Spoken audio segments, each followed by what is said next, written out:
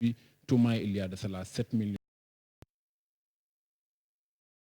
De Toumaï à Lucie, de Lucie aux Homo erectus, aux premiers hommes qui seront debout, des Homo erectus jusqu'à nos premiers ancêtres, les Homo sapiens archaïques, mais jusqu'aux premières révolutions humaines aussi, on va aussi parler justement du néolithique. Après cette galerie, vous serez à l'Afrique, à la contribution de l'Afrique aux sciences et à la technologie, où on va montrer très précocement comment s'est développé au niveau du continent africain, que ce soit en Égypte, que ce soit en Afrique de l'Ouest, du savoir qui est lié à la science, qui est liée à l'astronomie, qui est liée aux mathématiques, qui est liée aussi aux sciences médicales, comment toutes ces sciences-là vont en quelque sorte prendre naissance un peu partout dans le continent africain, comment en tout cas cette production du savoir a été menée au cours du continent africain depuis près de 3000 ans d'histoire. Après, on va parler effectivement de l'âge du fer qui est très important par rapport à l'avancée de l'humanité et comment ces premières communautés africaines-là, comment ils transformaient leurs ressources naturelles en fer. Et comment aussi, à partir de cette industrie-là, beaucoup de puissances, à l'instar de l'Égypte, en Afrique de l'Ouest, Ghana, Mali, Songhai, on se souvient de Sundiata, empereur du Mali, et leur pouvoir en quelque sorte reposait sur la maîtrise de leur technologie, mais aussi sur la maîtrise de leurs ressources naturelles. Ils avaient la connaissance de savoir où est-ce exactement ils avaient la matière première et ils avaient aussi une maîtrise qui leur permettait de transformer cette matière première-là pour eux. Et c'est comme ça, pendant près de 1000 ans, on a observé un peu partout en Afrique la naissance de plusieurs entités étatiques, mais au moins aussi qu'on a perdu à cause de la colonisation, comment aussi on a perdu ce savoir-là, parce que généralement, c'est cela qui était victime de cette traite des esclaves, c'est cela même qui détenait ce savoir-là et qui l'enseignait à travers les initiations. Donc comment cette perte s'est opérée et jusqu'ici, quelles sont les alternatives qu'on peut aussi mettre en place pour pouvoir encore une fois nous réapproprier ce savoir-là dont on disposait et le mettre à profit pour le développement futur du continent africain. Après cette galerie, bien entendu, vous serez sur les lignes de continuité où on va parler des Senghor, Cheikh Anta Diop, de pas mal de leaders panafricains en tout cas. Quand je parle de leaders panafricains, ce n'est pas seulement les leaders africains, c'est les leaders européens, c'est les leaders américains. En tout cas, de tant de personnes qui se sont battues pour ce continent, qui se sont battues pour les civilisations.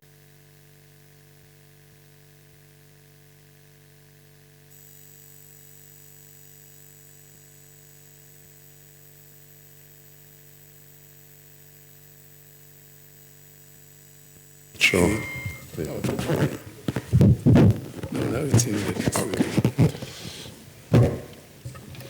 Bonjour à toutes et à tous et bienvenue à cette session appelée événement public qu'accueille le Musée des civilisations africaines. Et je commencerai par remercier en votre nom celui qui vient de faire cette présentation du Musée des civilisations noires. Grâce à lui, nous avons une idée du fil conducteur qui relie les différentes galeries et les différentes thématiques qui font l'objet d'une exposition dans ce lieu qui est, je crois, on peut le dire, qui a été conçu pour être un lieu du donner et du recevoir, pour reprendre une expression qui était chère à Senghor, même s'il n'en est pas l'auteur. On lui attribue à tort cette expression. Je pense qu'il aurait été fier de ce musée-là et j'espère que vous serez tous aussi fiers de ce musée. Ce n'est peut-être pas le moment d'épiloguer plus que ce n'est nécessaire.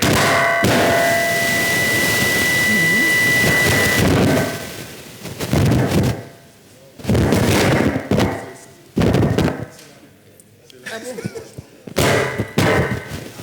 Ce ne sont pas les esprits qui se manifestent.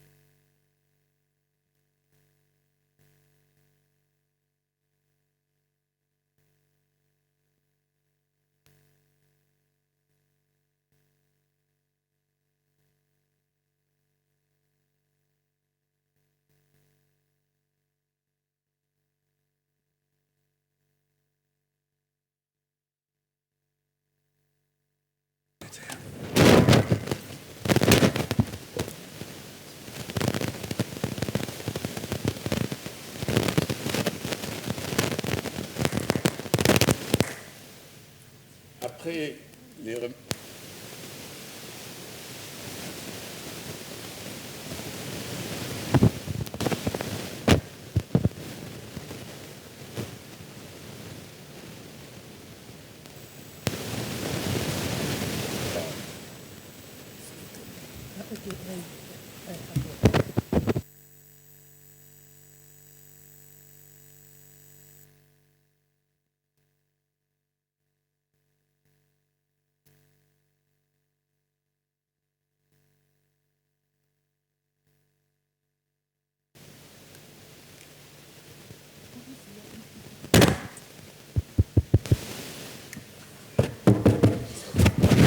Try this one.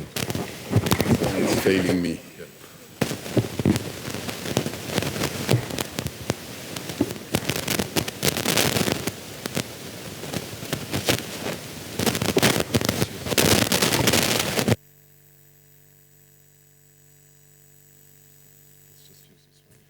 Après avoir remercié donc le manager du centre du musée des civilisations noires, je crois que je me dois de vous remercier, vous les participants, vous remercier d'avoir été patients.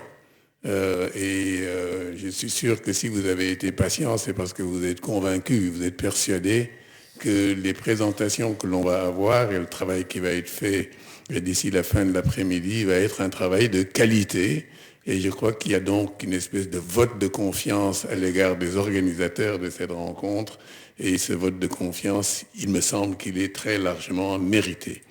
Mais je ne vais pas abuser de votre patience et je vais donc tout de suite passer au déroulé de cet événement public en donnant la parole d'abord à Ibrahima Sall pour qu'il dégage le sens de cet événement qui s'est voulu public, parce que je suis sûr que les mots n'ont pas de sens, mais ils ont des usages, mais le déplacement aussi d'un endroit à un autre, il y a une certaine symbolique, et derrière la symbolique, il y a une certaine signification qu'Ibrahima, je crois, voudra dégager, et je lui donne donc la parole, après quoi nous allons suivre dans l'ordre qui nous a été indiqué. Ibrahima, la parole est à toi.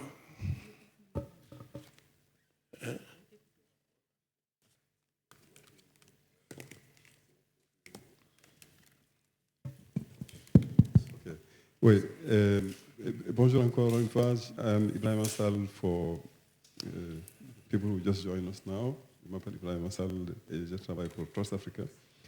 Je voudrais saluer la présence de tout le monde ici, la présence de Monsieur le ministre Abdoulaziz Sow. Abdoulaziz Sow a été ministre de l'intégration africaine et de la bonne gouvernance ici au niveau du Sénégal. C'est un grand frère, c'est un militant engagé de la cause africaine depuis très longtemps. Il nous honore de sa présence ici. Et il est venu accompagner. Et j'ai vu entrer le docteur Diallo Diop. Je voudrais aussi surtout vous présenter notre modérateur parce qu'il ne s'est pas présenté et c'est, je pense, à nous de le présenter. Le professeur Alioune Sall est le directeur exécutif de African Futures Institute, l'Institut du futur africain. C'est très sincèrement l'un des meilleurs spécialistes de la prospective au niveau mondial. Il est reconnu comme l'un des plus grands spécialistes des études prospectives et des approches prospectives. Il dirige cet institut depuis un certain temps et ils ont fait de grands travaux. Et c'est une approche des questions. Je pense qu'il va illustrer un peu quand il prendra la parole pour faire quelques commentaires à la fin. Et le principe de base, il va l'expliquer, c'est de dire que finalement, rien n'est totalement, définitivement clos en ce qui concerne l'avenir, et que l'avenir est ouvert, et il y a des possibilités, et il y a des choix qu'on peut faire, et c'est à nous de s'organiser, de nous organiser pour pouvoir justement agir pour que l'histoire évolue dans le sens que nous souhaitons. Et je pense que c'est ce qui nous réunit ici aussi également aussi aujourd'hui. On parle de orthodoxie dans la pensée économique. On traite de cette question depuis très très longtemps d'une manière partielle. D'accord? On a critiqué les ajustements structurels, on a critiqué le néolibéralisme, la mondialisation néolibérale, etc., etc., etc. Et par ce colloque, ce qu'on a essayé de faire, c'est d'avoir une approche globale, pas en se focalisant sur juste un aspect, mais en prenant la question dans sa complexité et dans ses dimensions multiples, et le faire en d'abord remontant à la source, aux fondamentaux philosophiques, épistémologiques, théorique, paradigmatique, right? Et donc faire la critique de ces orthodoxies à partir de là où justement elles sont originaires, hein, pour commencer, dans la pensée. Et à partir de là, arriver à voir de quelle manière les orthodoxies se manifestent, les problèmes qui sont liés à ces orthodoxies-là, les inégalités croissantes, le fait qu'on a un ordre mondial aujourd'hui qui est problématique, de l'aveu de tout le monde, puisque le système des Nations Unies lui-même a tenu tout transformé en 2015 pour adopter ce qui a été appelé les objectifs du développement durable, parce que le modèle de développement est problématique. On dit que si on laisse les choses continuer telles qu'elles fonctionnent jusqu'à présent, c'est la catastrophe qui nous attend. Le réchauffement climatique va devenir plus grand, les inégalités vont se creuser, les conflits vont augmenter, etc., etc., etc. Donc, il est admis que l'ordre mondial est problématique. Et ce qui gouverne cet ordre mondial-là, c'est rendre ensemble les choses, dont une certaine approche aux questions économiques. Et c'est de cette approche-là aux questions économiques que ce colloque est en train d'aborder, et comment on essaie de l'aborder. Mais on ne s'arrête pas à une critique justement des orthodoxies, mais on regarde également de quelle manière les gens essayent de lutter contre ces orthodoxies, d'imaginer quelque chose de différent, aussi bien sur le plan de la pensée que sur le plan des politiques à imaginer, des projets à construire, une nouvelle société à construire en fait, qui serait plus juste, plus durable que la société à laquelle les orthodoxies là, nous ont amenés et qu'ils veulent perpétuer. Alors, nous nous sommes réunis à l'hôtel Njambour depuis hier. Nous discutons de ces orthodoxies-là. Et on a pensé qu'en fait, ça, c'est une question qui intéresse beaucoup de monde. Et ce n'est pas une question à garder dans les cercles des spécialistes, des gens qui sont déjà engagés dans la lutte. Il faut ouvrir le débat. Pour deux raisons, donc, on est venu ici. La première, c'est de dire que finalement, il y a eu un grand intérêt manifesté par rapport à ce colloque-là. Ceux qui se sont réunis à Njambour, c'est sur invitation que les gens ont participé. Bien sûr, à l'avenir, on va définir d'autres modalités de participation à cette rencontre-là, à ce dialogue, à cette conversation. On a trouvé donc une manière d'ouvrir la conversation un peu, même pendant qu'on est encore à Dakar, c'est de sortir du cadre étroit de la salle de conférence à laquelle on était et venir à un lieu comme celui-ci et permettre à d'autres personnes, justement, de participer au débat, de contribuer, justement, à la conversation. La deuxième chose, c'est qu'on est venu dans ce lieu hautement symbolique. Je pense que la courte introduction que nous a faite le monsieur qui nous parlait tout à l'heure, là, en fait, montre combien c'est important de valoriser en fait, cette civilisation que nous vivons. On parlait de civilisation noire ou civilisation africaine.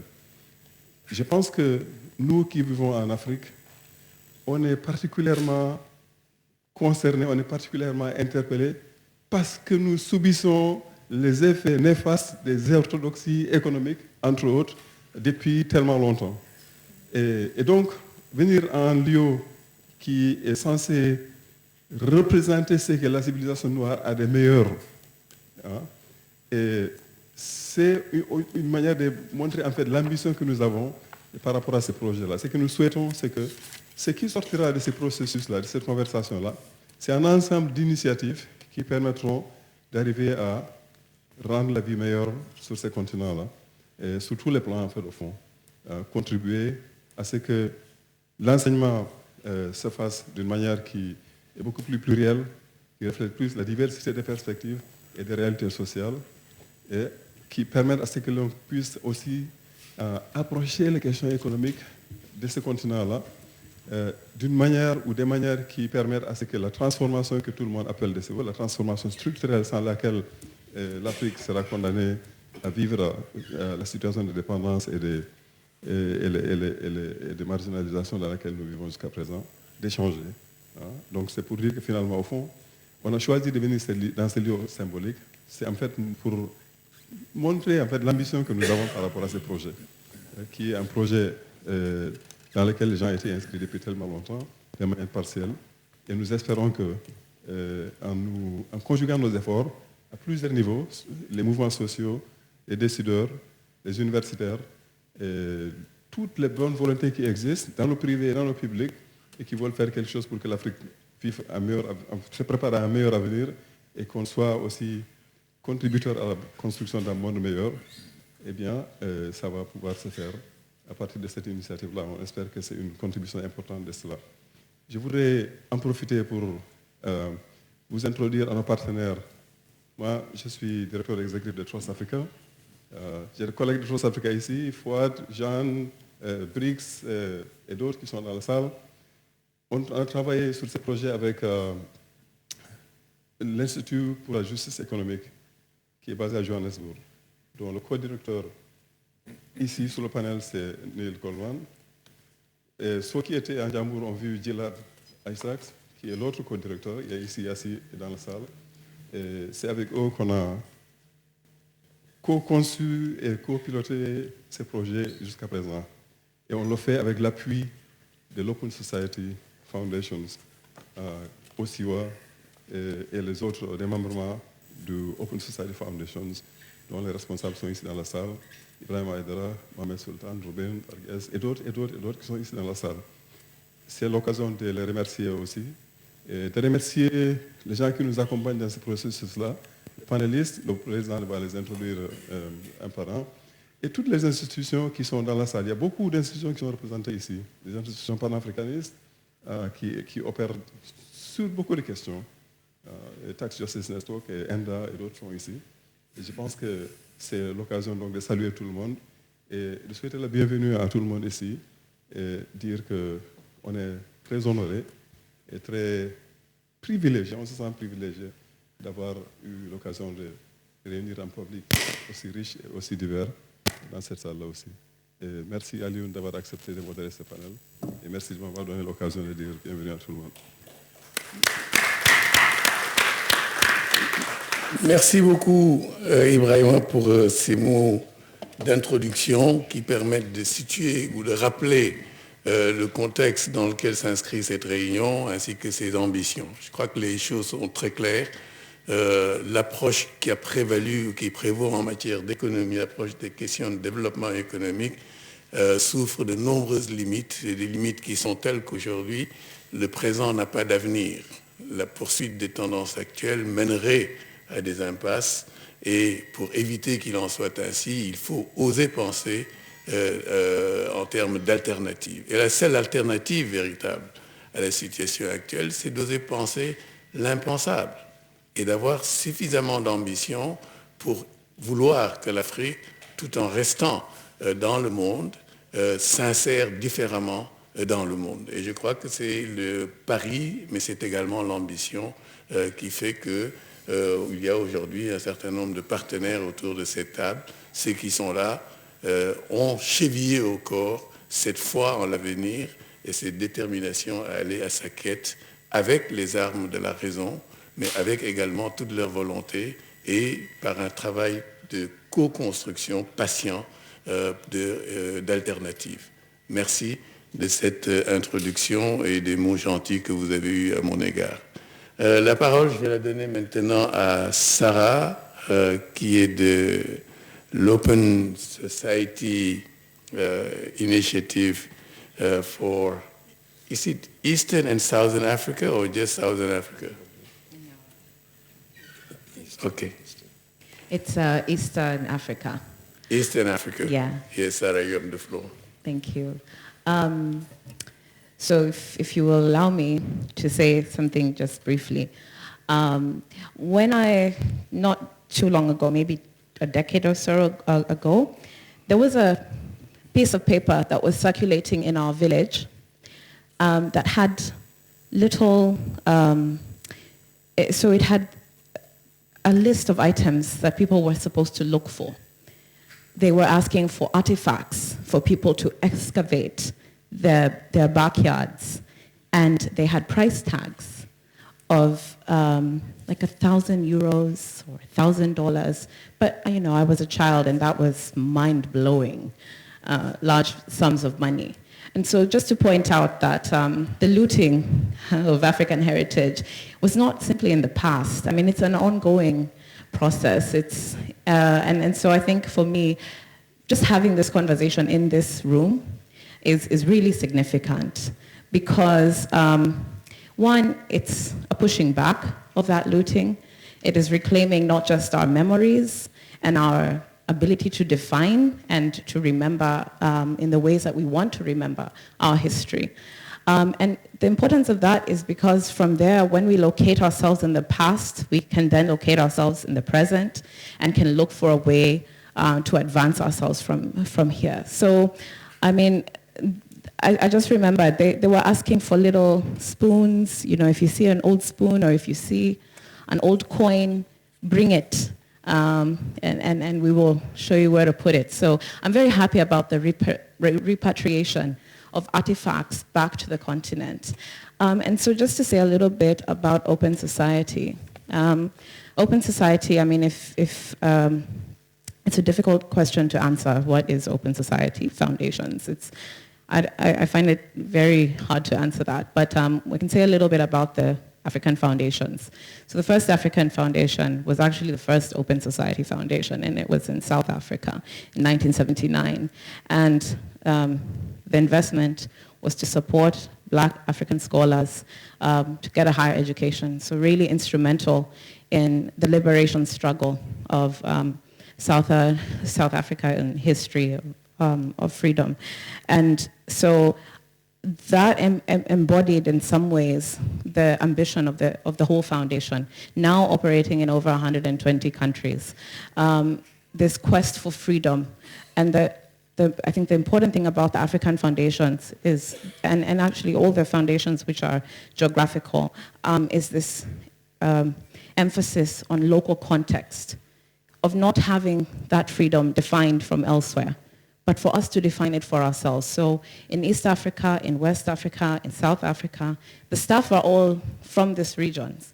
We live these realities ourselves, and so is our board. And I think that's important. And so part of why we supported and we continue to support this effort is because, it's really an investment for all of us. We are stakeholders, very much part of the lived reality of Africa. We are Africans. And so, and part of the global struggle, because it's not simply that Africans are the only ones experiencing this oppression from a system which is only meant to benefit a small minority. I mean, we have solidarity networks all across the globe of people who are seeking alternatives. And so the reason why we're supporting this is I think it's not difficult to see that it's really critical that we chart a new way forward and that the agency is lifted up from the people who've experienced, who've been at the receiving end of a system that's not working. We very much want for them to be in the driver's seat of determining the alternative. So I think that's what I can say about Open Society and our commitment to this process.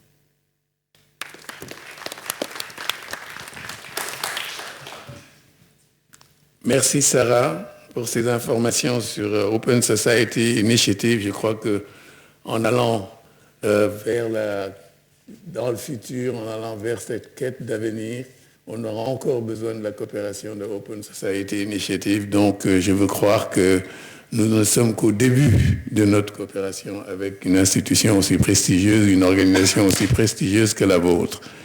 La parole va maintenant être donnée aux membres du panel, après ces propos introductifs.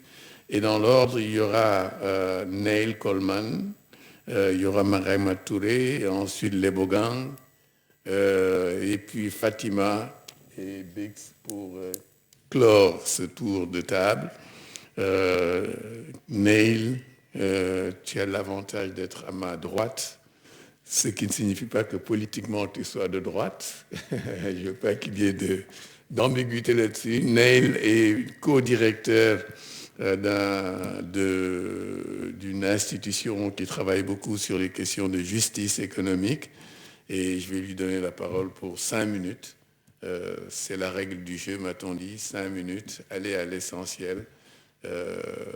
Dites-nous ce que vous voyez comme possibilité, comme perspective, Et puis après, donnons-nous le temps un peu d'échanger avec la salle. Donc 5 minutes, Ney. Thanks. Thank you, Prof. Sal. And thanks to the Museum of Black Civilization for allowing us to use this amazing venue and to learn more about the history of our continent. On behalf of the Institute for Economic Justice, we just thank Trust Africa for hosting us and recognize the critical role that they've played, and of course the Open Society Foundation, who have given us consistent support through the ups and downs of this process. Just to start off with, and I hope this is interesting to those who haven't been at the convening, and apologies to colleagues who've been at the convening if I repeat what I said yesterday. But the growing threat of right-wing populism and fascism that we see around the globe today has at its roots the economic insecurities created by the global economic crisis and the exploitation of divisions they cause among ordinary people. We see this taking form such as xenophobia in South Africa and the extreme religious fundamentalism which also takes violent forms. We totally condemn this week's xenophobic attacks in South Africa and call on the South African government and civil society to take decisive action against the perpetrators of this violence and address the underlying issues through a campaign to protect foreign migrants against ultra-exploitation, a drive to educate South Africans against those who are trying to whip up hatred, and most importantly, address the socio-economic conditions which give rise to this phenomenon.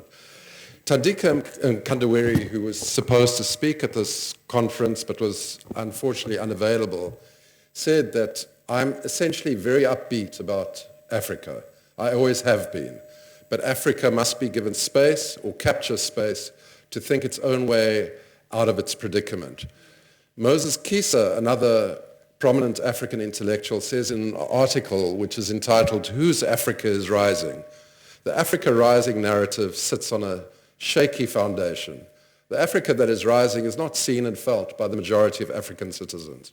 The growing tendency to paint a rosy picture of the continent masks Africa's continued marginal position in the global capitalist structures of power, domination, and exploitation.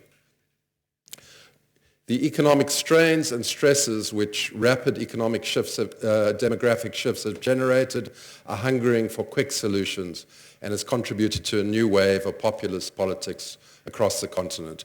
And he goes on to say that the images that we see in the magazines of shopping malls, coffee shops, and skyscrapers depict a continent rising, but for the majority of African people who live in rural areas far away from these malls, in cities and other urban centers, this is not the reality.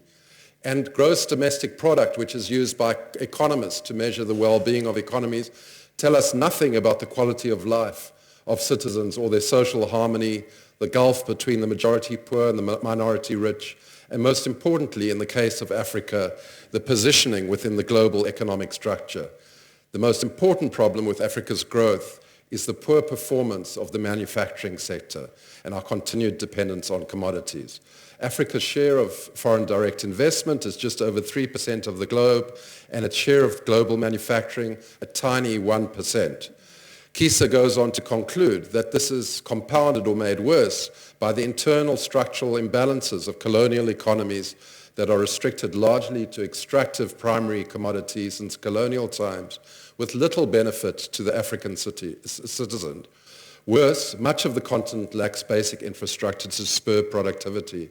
And he says the whole continent has an electricity generation equivalent to that of Spain. That's what Kisa says. Claiming sovereignty for Africa to assert its own development trajectory is not a matter of an inward-looking, chauvinist, narrow nationalism, but of the right to develop appropriate development strategies which draw on the international experience and confront the historical and current legacy and structures of the continent's economies. The massive economic crises which we've seen in the world since 2008 are now moving into a likely international recession again, represents a challenge and an opportunity both for the elites and for ordinary people to intervene. Naomi Klein spoke about the shock doctrine in which the Orthodoxies use the crises to enforce their structural adjustment programs on societies in Africa, Latin America, etc. But maybe there's a possibility of a people's equivalent of the shock doctrine, a people's shock doctrine, in which we use the crisis to drive the possibility of new alternatives. But just as politics is mutating in the most dangerous ways to respond to the economic crisis, so are neoliberal economic orthodoxies reasserting themselves while also finding new forms. So when we challenge these orthodoxies, we need to understand these mutations or these changes and respond accordingly. We now have this phenomenon, not of IMF-imposed structural adjustment programs, but of self-imposed structural adjustment programs where government imposes them on themselves, pursuing macroeconomic orthodoxies, on austerity, cutting back basic services, monetary policies which protect the financialized interests which dominate our economies and create impossible conditions for investment in the real economy. In my country, South Africa, we're facing a deep economic crisis, growing unemployment, 10 million people or nearly 40% unemployed, over 50% poverty, deepening inequality. We're the champions of inequality in the world, and deindustrialization of our manufacturing sector. And this, added to this, is the looting and state capture, which itself is in part a response to this deepening socio-economic crisis in which people see no legitimate route to improve their lives. So 25 years of neoliberalism have generated these conditions and are now deepening those conditions. What is the response of our national treasury and our government to this? Instead of changing tack to look for bold new alternatives, they are reasserting economic orthodoxies, but in a more sophisticated guide. A battle is raging in South Africa between the orthodoxies and their alternatives. This requires deep analysis, critique, education, and mobilization around alternatives. But it's also true that the crises are creating a crisis itself for the economic orthodoxies.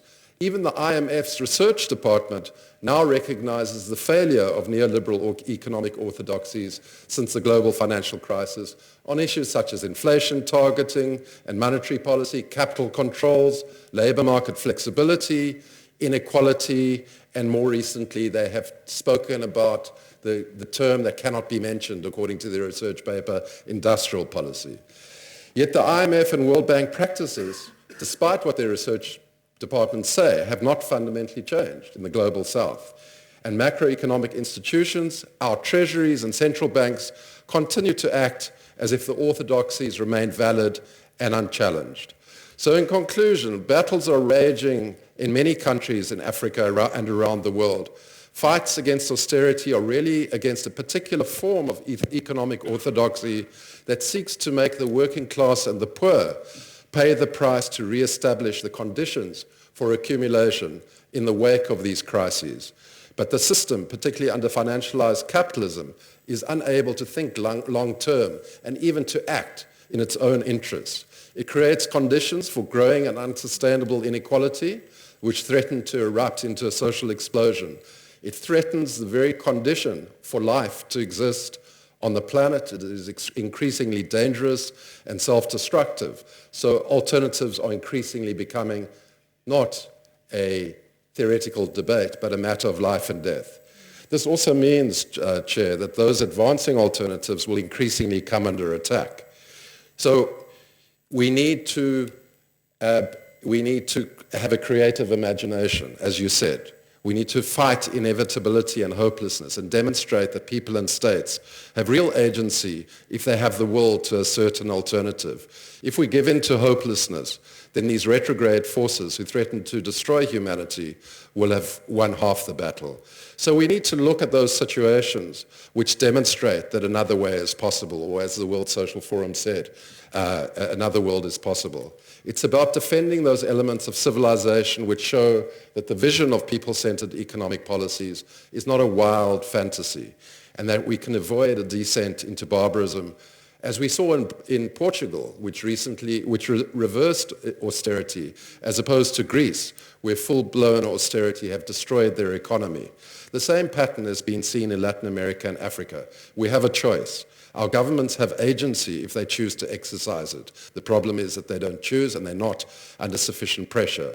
So we need to continue to defend and advance the importance of public quality services, health, education, access to income, the right to decent work, and build the institutions, but more equally importantly, the economic models which give effect to this vision and show that a people-centered economy is one in which innovation can flourish and in which rapid technological development can be put at the service of humanity and not the other way around. So, Chair, the global financial crisis and the changing global economic conditions require us to reimagine economic alternatives, to rethink our approach to economic systems in a way which goes beyond sterile debates. We need to put economic knowledge production at the service of development. So when we talk about Africa rising, let's interrogate who is rising. When miracle countries are repeatedly cited, we must be honest about the realities in those countries. We want to push the boundaries of the conversation. That is what this convening is aiming to do. We don't want to just repeat old mantras as we accuse the proponents of neoliberalism of repeating dogma regardless of the evidence. So forward with the people's economic alternative. Thank you. Merci. Merci beaucoup, Neil.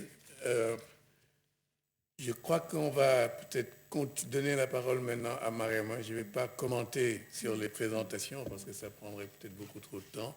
On va donner la parole à Mariama Touré, qui est une spécialiste des questions d'éducation et spécialiste des sciences sociales, je dirais. Elle est à l'UNESCO au bureau de Dakar, mais elle a une longue carrière dans le mouvement à la fois intellectuel et puis dans le mouvement féministe. Et je ne sais pas de quoi elle va parler, mais je peux vous garantir que ça va être original et intéressant. Merci beaucoup, Chair. Je dois dire merci aussi et bonjour à tout notre peuple qui est dans la salle, le peuple des résistants, comme je disais hier.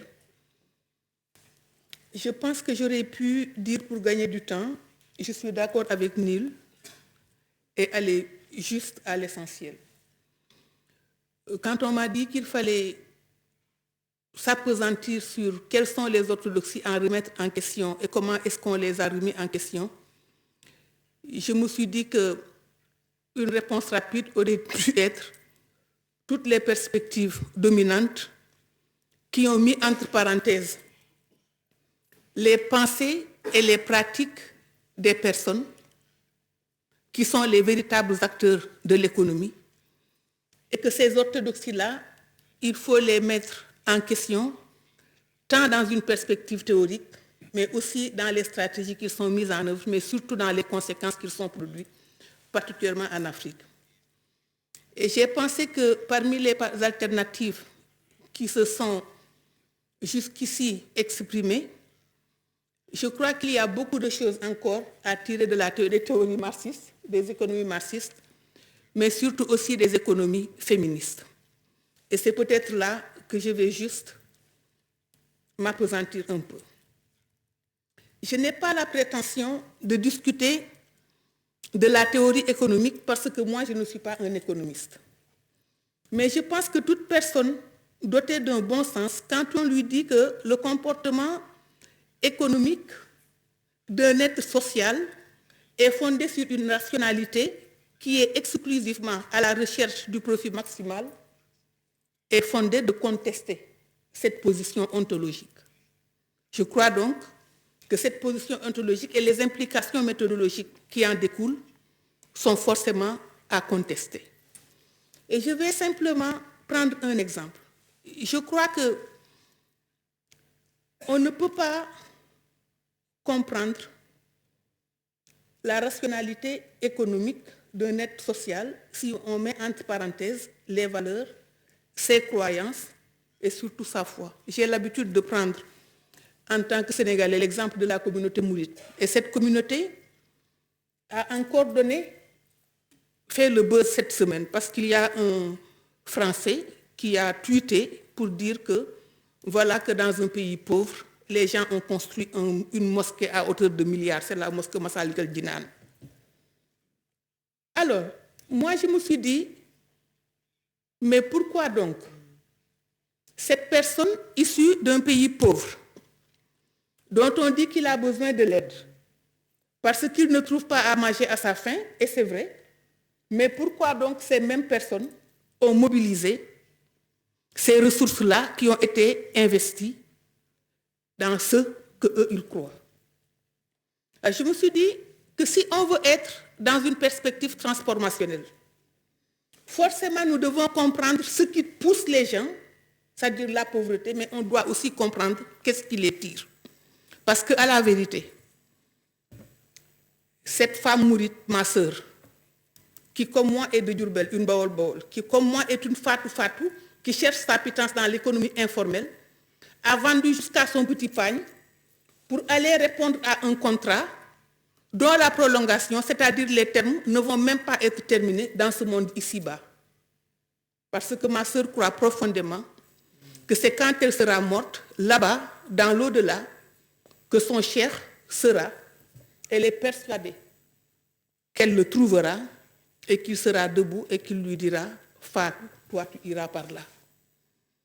Alors, qu'est-ce qui fait qu'on peut répondre jusqu'à se dépouiller de son dernier centime à un contrat qui va se dénouer ailleurs? Je pense que là aussi, je fais appel à l'Académie Tchombe, c'est-à-dire à l'Académie de mon père. Mon père qui disait, sort de Libidor, gëm yàlla dafa baax, il faut croire, mais au-delà de croire, ce qui est important, na nga wóolu yàlla, c'est-à-dire qu'il faut avoir confiance en Dieu. Alors, je voulais juste dire 2 mots sur cette notion de confiance. Cette notion de confiance, il me semble qu'elle est indispensable pour notre communauté. Confiance en nous-mêmes, parce que si on veut transformer la société, il faut que nous ayons foi sur notre capacité à transformer la société. Ça appelle la confiance en soi. Mais il faut une confiance en quelque chose de très important. C'est une confiance à son leadership. Et je pense qu'un ingrédient essentiel qui manque à ces politiques, c'est que le leadership qui les incarne, réellement, ne jouit pas de la confiance des personnes. Donc, je voulais juste commencer là. Je voulais encore dire, de toute façon, sur cette contestation théorique, elle est mieux portée par les économistes. Je crois que depuis le début des années 1900, avec ce qu'on a appelé la première hérésie, portée par John Atkinson Hobson, qui disait quelque chose qui est très important, c'est qu'on ne peut pas transformer la société, on ne peut pas produire du nouveau, on ne peut pas produire le progrès si on n'a pas de rupture avec les conventions. Donc, il faut rompre avec les conventions. Mais qu'est-ce qui lie nos économistes aux conventions? Là aussi, c'est un autre économiste. Je disais hier que Dongo Samba Sylla est d'une génération. Chérif m'a dit qu'il n'y a pas d'économistes jeunes et d'économistes vieux. Je persiste à penser qu'il y a des générations d'économistes. Et Ndongo est mon fils. Quand je travaillais à la Banque centrale, dans un milieu macroéconomiste avec un bio d'économétrie, j'avais aussi mon fils Kako, qui était tout le temps dans mon bureau. Et quand on allait dans les réunions, je m'apprêtais à le défendre vis-à-vis de l'établissement de la banque. Et Kako a dit quelque chose de très important. Que eux, les économistes, ils sont souvent à côté de la plaque. Parce qu'il faut reconnaître qu'ils sont incapables de questionner les pratiques des acteurs. Il dit que nos travaux sont hors sol. Ils n'ont absolument pas prise sur les gens, parce que la réalité économique n'est pas le problème de la plupart d'entre nous. C'est ce qui nous intéresse, qui est l'utilisation du discours économique à nos propres fins. Et je pense que là réside aussi un point sur le manque de confiance. Je vais dire simplement que le triomphe du capitalisme libéral avec ses modèles, je pense qu'ils peuvent être résumés en très peu de choses. Moins d'État, mieux d'État, peu d'État, pas d'État. Et quand on accepte que l'État doit exister, il s'agit juste d'un État gendarme qui est au service du capital. Je crois qu'ils ont déjà fini de montrer la faillite avec les programmes d'ajustement structurel. Après les passes, comme il disait tout à l'heure Neil, ce sont les institutions de Bretton Woods elles-mêmes qui reconnaissent leur faillite parce que tout juste après la génération des programmes d'ajustement structurel, c'était la génération des DSRP. Réduire la pauvreté qu'ils ont produite. Mais il y a quelque chose qu'ils ne pourraient pas réduire. C'est-à-dire qu'ils ont même ajusté nos horizons. On ne parle plus de développement, on ne parle plus d'économie politique. C'est-à-dire, c'est dans la conceptualisation que tout est devenu, l'économie est devenue incolore, inodore et sans saveur. Je vais rapidement, parce que le président me regarde, finir avec une autre contestation qui me paraît très importante. C'est ce que les économistes féministes ont apporté. L'économie, mais je peux dire toutes les sciences sociales, se situe aussi dans le contexte de la société patriarcale. C'est cette même idéologie patriarcale qui informe la société, qui fait que quand on te parle d'un agent économique, l'agent économique, il est de préférable masculin, c'est un agent masculin. Moi, je rajouterais que c'est non seulement un agent masculin, mais il est blanc et il est occidental, cet agent. Et c'est là toutes les théories de l'intersectionnalité. Ce que je pense qu'il faut retenir là, c'est que si on n'arrive pas dans une société à savoir comment est-ce qu'on produit des biens et des richesses à partir d'un projet de société articulé sur des acteurs qui sont aussi bien identifiés, on ne peut pas résoudre les problèmes de la transformation sociale. Fatou Sarr disait hier, et je le pensais encore, que dans nos sociétés schizophrènes-là, où moins de 5% qui constituent la tête pensante et qui sont connectés à l'économie dominante, péjorent toutes les pratiques et tout ce qui se passe dans l'économie solidaire, c'est-à-dire cette économie-là même qui est portée par le corps social. Et quand on dit qu'on doit en parler, ce bagne tout à fait péjoratif, c'est l'économie informelle, c'est l'économie non structurée, c'est l'économie, c'est-à-dire que Samba Nakhé, mon cousin là-bas qui est au village, qui règle bien ses problèmes et qui connaît bien la rationalité, qui fait qu'il voit son cher, qu'il va aussi dans son bar pour faire son bracelet qu'il vendra pour trouver sa pitance, on dit que lui, il n'est pas rationnel, il n'est pas structuré, parce qu'il n'est pas un homo economicus, parce que sa rationalité repose sur des choses qui ne sont pas modélisables en mathématiques. Alors là, je pense que réellement, comme dirait M. Freud, il y a, comment il dirait, quelque chose à repenser, réellement. C'est-à-dire, au centre, comment est-ce qu'on peut imaginer qu'on puisse calculer le PIB d'un pays, ce qui a été produit comme bien dans un pays, sans tenir compte du travail de reproduction sociale qui est porté par les femmes. Et c'est là que les économistes féministes ont parlé de toutes les théories du care.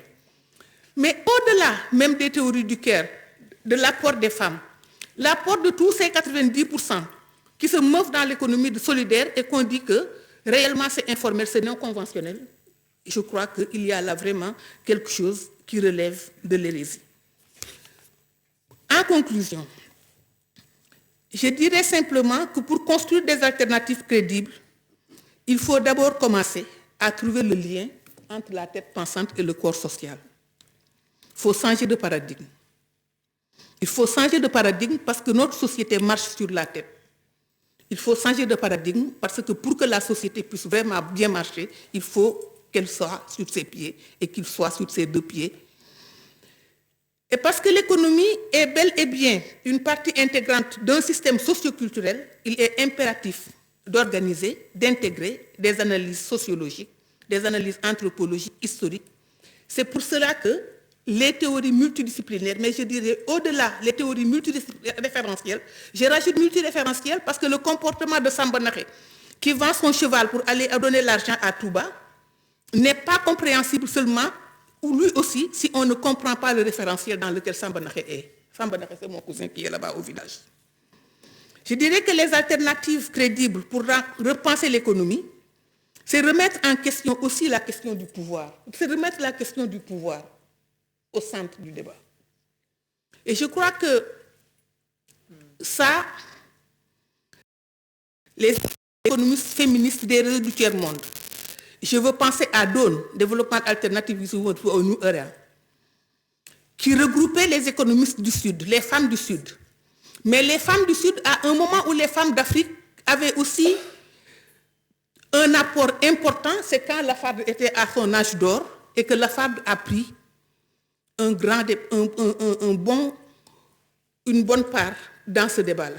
Si aujourd'hui, on parle de l'économie, tout le monde parle du concept d'empowerment. Le concept d'empowerment a été apporté dans le débat sur l'économie et sur la réflexion sur le développement par les femmes du tiers-monde, particulièrement les femmes d'Afrique, qui ont pensé que le pouvoir est au centre de l'enjeu et qu'on ne peut pas combattre mon frère parce qu'il est mal et parce qu'il est sexiste si je ne combats pas toutes les formes de domination qui pèsent sur les femmes du tiers-monde, c'est-à-dire les dominations raciales, l'impérialisme international et les rapports de force au plan international. Donc les alternatives, pour finir, doivent reposer sur des projets pluriels de société, sur une bonne identification des forces sociales qui les portent, or que les solutions proposées par l'économie dominante sont vraiment d'une généralisation déconcertante. Les attributs spécifiques des conflits qui s'occupent au sein de la société ne sont pas pris en compte. Le défi, il est clair, c'est de ramener le débat économique dans nos universités, dans nos institutions, mais surtout avec notre leadership et de faire en sorte que chacun, à partir de ses propres intérêts, puisse y contribuer. Je pense que je vais m'en arrêter là pour dire simplement que ce n'est pas sur la base des économies qui ont été imaginées là-bas à Washington pour satisfaire aux 10 commandements du consensus de Washington qu'on peut bâtir des alternatives. Il faut bâtir les alternatives avec l'économie réelle et les hommes et les femmes, les jeunes et les personnes powerless qui les portent dans la réalité. Merci beaucoup. Merci. En espérant Merci Marème. J'ai fait 5 minutes. Merci Marème de nous avoir ramené à quelques principes qui ne devraient jamais être perdus de vue et de nous avoir rappelé que l'économie, elle est encastrée dans la société.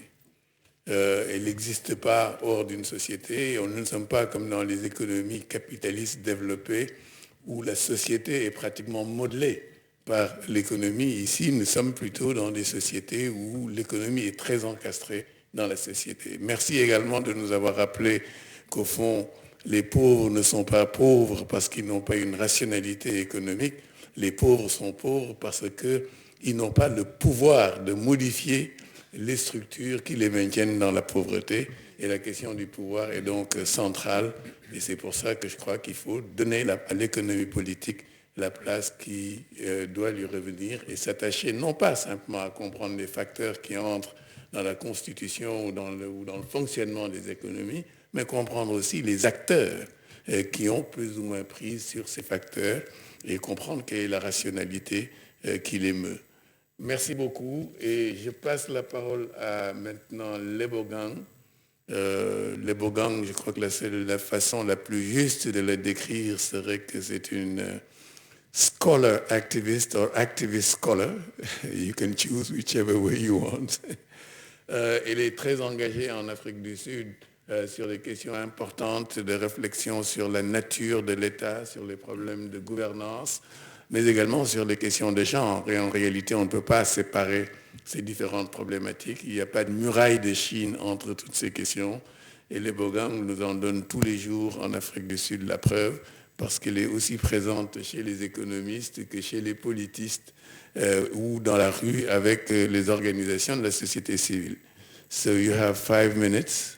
I'm sure that you'll take a little bit more. We'll give you 6. Thanks, Alwyn. Thanks, Program Director. Quick correction, I'm not busy with gender issues, I'm busy with feminist issues. And it's a very important binary. I think, though, I'd like to also, at this moment, give some recognition to the ones who've come before. I always think it's important to evoke those who have come before. And being in the country of such amazing thinkers and theoreticians like Cheikh Anta Diop and others, and also the continent that's produced amazing theoreticians and activists, revolutionary thinkers like Steve Biko, like Robert Sobukwe, like Amilcar Cabral, like Thomas Sankara, I take inspiration from the energy, the wisdom, the ideologies and the ideas that they left with us. And I'd also like to believe that many of us carry those imaginations with us in all of our work, and that they are part of our DNA, because the past is always with us. I always say that the past is a minute away and the future is only 1 minute away as well. So we are living in the past, the present, and the future concurrently. So it does us, we sometimes want to atrophy and fossilize those who came before as if there was something that was mystical about them. And yet we are also mystical because we are also the ones who have come before. The moment that we walked into this building, we are the ones who came before. And the moment we leave, we are the ones who are going to be going into some kind of a future. So that said, I also want to quote my late grandmother, who used to say, there is nothing new under the sun.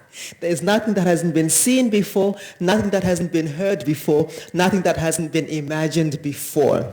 And she takes that from our favorite book that we like to locate many of our own belief systems from. So words like development and governance aren't new per se. And even though they may have a different accent and they may speak in different dialects, the meaning, the intent is identical to what we have seen before, whether it's the past of 100 years ago or the 5 minutes ago, whether it's now called, what used to be called imperialism, what used to be called global capitalism, what we now call financialization of markets. Sometimes we call it foreign direct investment. What it comes down to is ultimately an attempt to disembowel African states and African statehoods. I think my second hypothesis is also that we need to reframe and reimagine the African continent and understand that its reframing in the Western imagination as an ascendant financial power, as the rising continent as though we were ever asleep, utilizes a very important toxic instrument of Western neo-imperialism, which is the production and deployment of ideas. So Africa as the big idea, Africa, the continent, as a big idea. So accordingly, this idea of globalization should be again, located within deregulated states, deregulated international incorporations, dismantling and vacating and amputation of African states, withdrawal of subsidies from public utilities, and the insistence upon particular forms of liberal democracy, which are neither liberal or democratic in many instances, and regime change. This regime change resides in different institutions, and I call it the new supranational forms of regime change. The coherence agenda, which forces and really compels states to then comply with agreements, whether or not we agree with those agreements, such as the World Trade Organization, the International Monetary Fund, the World Bank, the evil triplets that many of us have given our lives to standing against and working against in many respects. But it also sneaks in other spaces and places. So the international criminal courts and the courts of justice, which are not so just, I guess, these are mutually enforcing institutions. And this coherence agenda is really one that also is attempting to then speak to the notions of emergence. So African states and global southern states as always being half a step behind the global north and having something to catch up with. So hence then again the global north then presents us with another bogeyman, another ruse, the BRICS. So unlike the Bandung project, of a generation ago or 2 generations ago, which is clearly a political project to reclaim African states and African sovereignty as part of consolidating a post-colonial, post-independence discourse. What this does, the BRICS does, is actually to reinforce the modalities of capitalist, imperialist interests, and in fact to multiply forms of globalized states and reproduce neo-colonial power and economic relations in ways which are particularly toxic because many of the proponents look just like us. That said, I think it's also then important then to speak about what states are, and I'm very grateful to my elder sister for really the tour de force, because it enables me to segue into what I think is a very important critique of what states are and are not. So states have historically, especially for African people, because of the nature of our labor force and the nature of our economies, which are inherently fairly precarious and not really based on waged labor in the traditional sense. So the questions that we've been talking about around informality, I think, are also quite problematic because they're not so much informal, but really parallel economies and economies of invisibility, informality, precarity, marginalization. And this is often because oftentimes women are the ones who are located within these spaces of precarity and so-called informality, marginalization, peripheralization, and being invisibilized, then the work that they do is then reframed as something that is informal, that is ad hoc, that is insignificant in some way. And yet these are really important discourses which are a link to and a response to the vacation of the state. So when states have been vacated and turned into client states where they're unable to provide public utilities and economies which then support and enable and empower and protect citizens, then of course the peripheralization becomes the norm and becomes normative. And for women who have been on the periphery for many, inherently in African states, because my contention is that African states are actually inherently combative and hostile towards women. In fact, states in general are hostile towards women, hence you get the notion that of the women's question rather than the societal question, and using frameworks which are quite toxic to behave as though our citizenship is quasi or not quite complete, that we are not full citizens, but almost as though we are an irritant to the real state building, nation building project.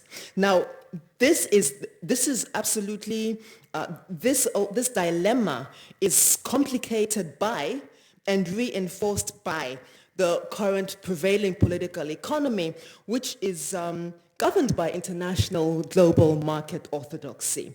So the political economy, which speaks about the dynamics of international power over national economic sovereignty, the difficult relationship between development policy aspiration and growth outputs, the role of international narratives such as Africa Rising in supporting what is old-fashioned, what my grandmother would have called imperialism, what we now call liberal capitalism, the distribution of power, economic benefits to African citizens in this new era of different forms of reforming imperialism. So what global capitalism is very good at doing is at reforming itself. It is incredibly resilient and very agile in its capacity to mutate in language, mutate in form, mutate in location, and become translocational, so increasingly unaccountable. That said as well, it's also worth mentioning that following independence, however, many African countries were presented with unexpected predicaments characterized by odious debt management, including South Africa. We inherited a disgraceful odious debt, fragile or unfamiliar state institutions, umbilical and ongoing economic relationships with colonial states. I would like to say former, but they're often not so former, violently contested political contradictions.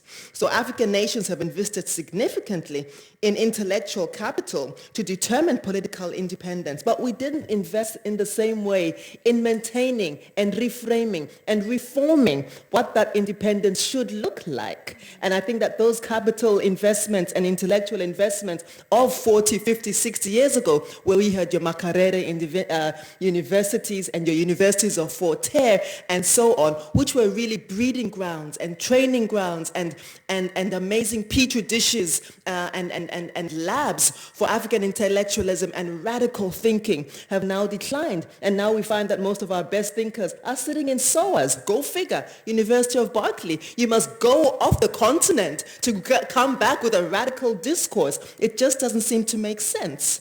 And accordingly, when we speak about economic self-determination, what it is and was, it's far more difficult to construct than political power. And surely we've seen this in our own context, right?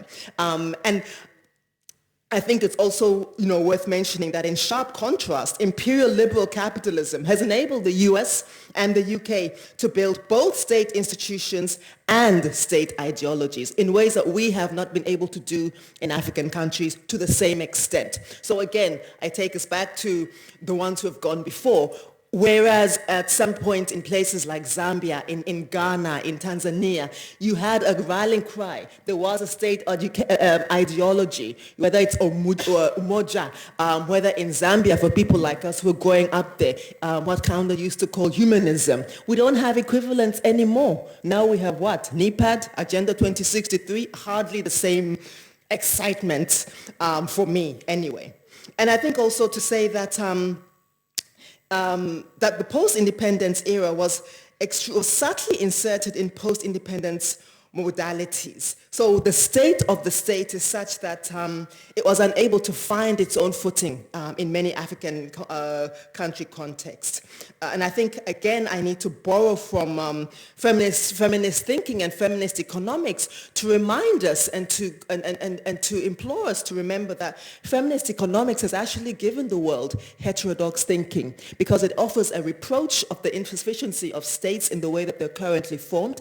It reminds us that women's citizenship and the citizenship, it's a class, race, feminist binary, which an inherent analysis of othering, and the fact that those who are marginalized remain many. The tools of feminist analysis, class analysis, post-Marxian analysis as well, are very important critiques of the state and a reproach of what has come to be a default of what is post-independent African thinking, which was, independence now and we'll deal with those others later. And yet those others 60 years later have still not been dealt with.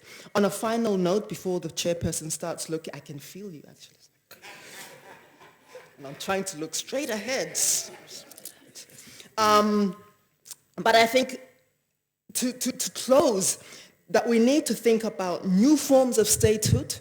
What does an African state look like? And that because there are 54 states, we have to think of about at least 54 forms of statehood. This idea that, of course, of importing this Africa as a unit of consumption, as a unit of analysis in a homogeneous, unnuanced way is just not working. And again, we've imported this. We've also imported strange class analysis with the complicity of organized institutions such as the African Development Bank, which reduce class analysis to units of consumption on this continent, rather than purveyors of ideas, and rather than being the carriers of revolutionary thinking and the revolutionary intelligentsia, which I'd like to think many of us are part of. So let's think of new vocabularies of liberation. Let's think of different forms of discourse setting. Let's claim back our universities and our institutions, our academic institutions, our schools. Let's claim back the Makareres and the universities of Forterre and so on, and Sheikh Anta Diop University. Let us claim back spaces and reproduce others in our community constituencies. And remember always that practice and theory must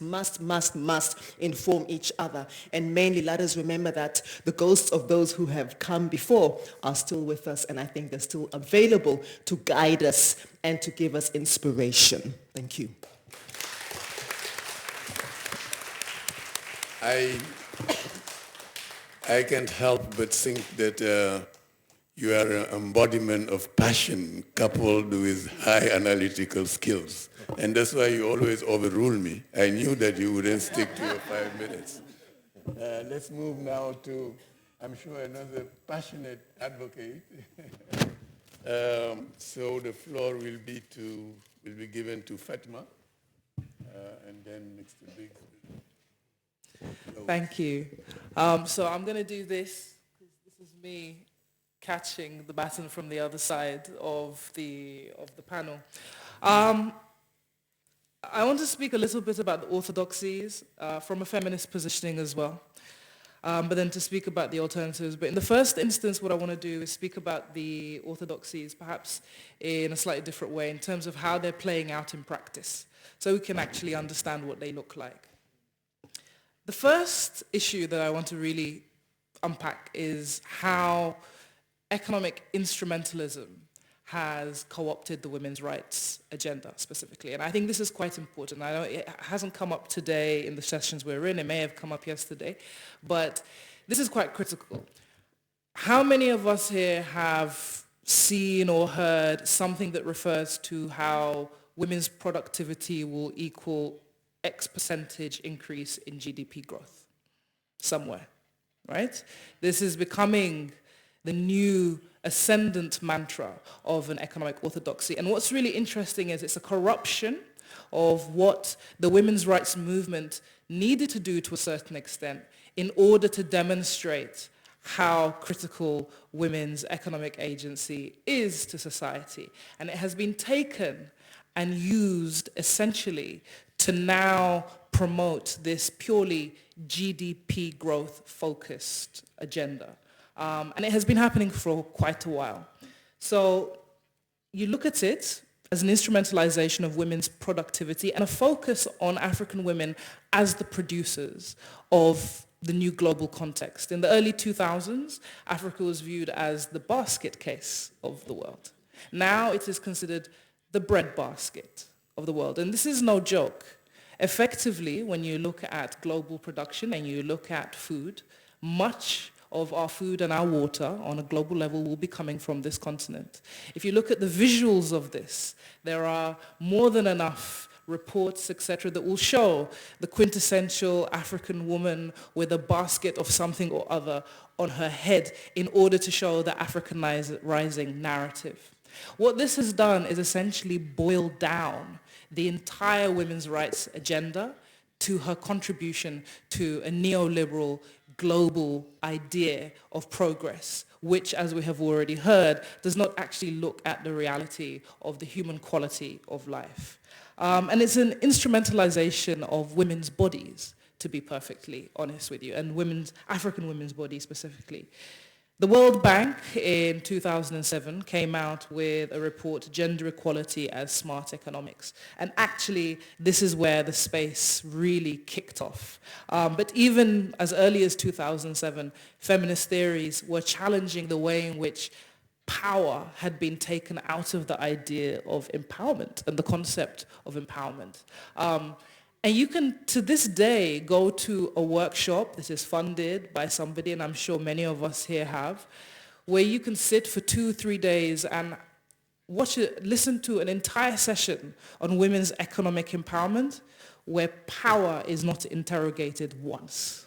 The idea of power, what do we mean when we talk about power at its various levels?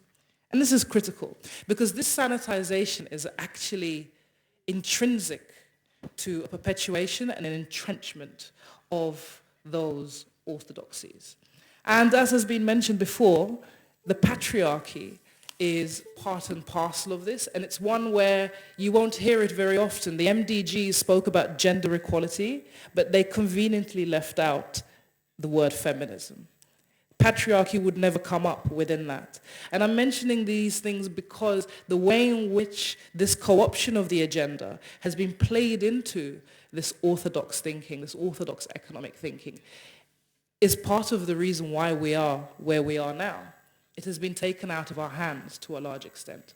It's become a sanitization, and actually those orthodoxies are dependent on that sanitization of this agenda in order to proliferate themselves.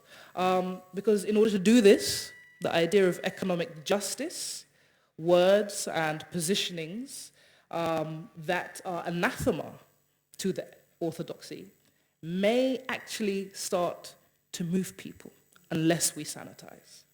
And in the kernels of economic justice are the seeds of the end of a global corporate dominance that is essentially reliant on the continuation of structural inequalities that are not being addressed, even as we're talking about gender equality, even as we're talking about poverty. So there is so much talk about pro-poor growth, and yet actually structural inequality, the moment you bring that up, it gets either shut down or ignored or smoothed over. And these are the battlegrounds that we're all actually working in. Now, African women, as the direct juxtapositioning against the white, male, patriarchal, global orthodoxy that has already been mentioned, are at the coalface of this battleground. And I think there's no denying that. There is a global hierarchy of what is happening here. And we know we have sisters in South America, in South Asia, in Southeast Asia, who are all fighting this fight. And it is a fight that undermines everybody. Let us be clear on this, except for a particular elite. But privilege is very hard to give up. And one of the things that the orthodoxy does is it convinces even those without privilege that they have some privilege over this person. And so you have to maintain that. And this is why we have battlegrounds within our own countries, within our own spaces, between genders and other intersectionalities. Because when you have some privilege, you don't want to give that up for the wider cause. But understanding that wider cause is also part of the issue. So a little bit now on the alternatives. Alternatives are actually in the hands of those who are already waging these battles. And this is the reality of it. But who are they? And do we know them? And are they in these spaces like that we are here in today, this wonderful space, which is a dream to speaking, without a doubt. Earlier in one of our sessions, we heard how here in Senegal, in the agricultural space, which is an area that I work in quite a lot, there has been some move towards bottom-up approaches towards agricultural development. And this is heartening. A change in that kind of trajectory will be quite transformational. But the problem is, in many other parts of the continent, this is not happening at all. And so while somebody like myself who will work in these spaces on a Pan-African level may be familiar with the work of Mariama Sanko and the We Are the Solution organization, as well as Ruth Nyambura from Kenya, etc., for the northern Nigerian woman farmer, she's not aware that this is happening. And yet there are collectives of agrarian women farmers across the whole of northern Nigeria, where I'm from, who are unaware that there is an entire collective who are actually championing and challenging and winning this battle. And this actually is, I think, one of our biggest issues, our inability to work across our borders as effectively as we will. And I mean, the analogy may not be the best, but we kind of need a new underground railroad, one without the noise of the donors, one without the noise of the international funders, of the international media even, where ecological farming communities in northern Nigeria can speak with We Are the Solution in Senegal and understand that they are not alone. Because this atomization and isolation has been actually a very deliberate and insidious program, in my view. And to be honest with you, that movement building is what we speak about a lot. So the question is not actually the alternatives, I think. We've already heard that there are alternatives that have been there. They've already been put down. They have yet to be tested, was put forward in a session earlier today. So it's not about necessarily finding new ones, although of course we have to keep an open mind to everything. It's actually about the facilitation of those alternatives and the processes there. And most importantly, how to move away from the infantilization of our communities, because this is actually what the development projects that we have all been subjected to and that some of us have been part and parcel of facilitating have done. You can come across farmers who do not want to engage in the commercialization of their land. They do not want to buy commercial fertilizer. They do not want to buy commercial seeds. And what are they told? You do not understand good agricultural practice. And this is by our own agronomists who will say, it's because you don't understand these things. That's an infantilization. My biggest challenge is how do I, in this process, and I think it's something we all need to think about, those of us who understand and can check the fact that we have a privilege just by being in this room, also not go down the route of infantilization. And that for me is the biggest challenge going forward. And I think I will stop there and leave it. Thank you.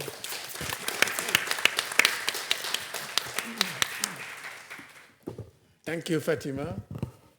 The last speaker will be Briggs Bomba. And, you want to? I'm not taking your seat.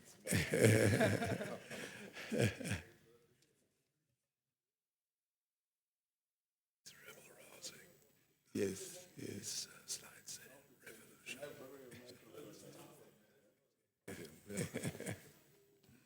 Yes.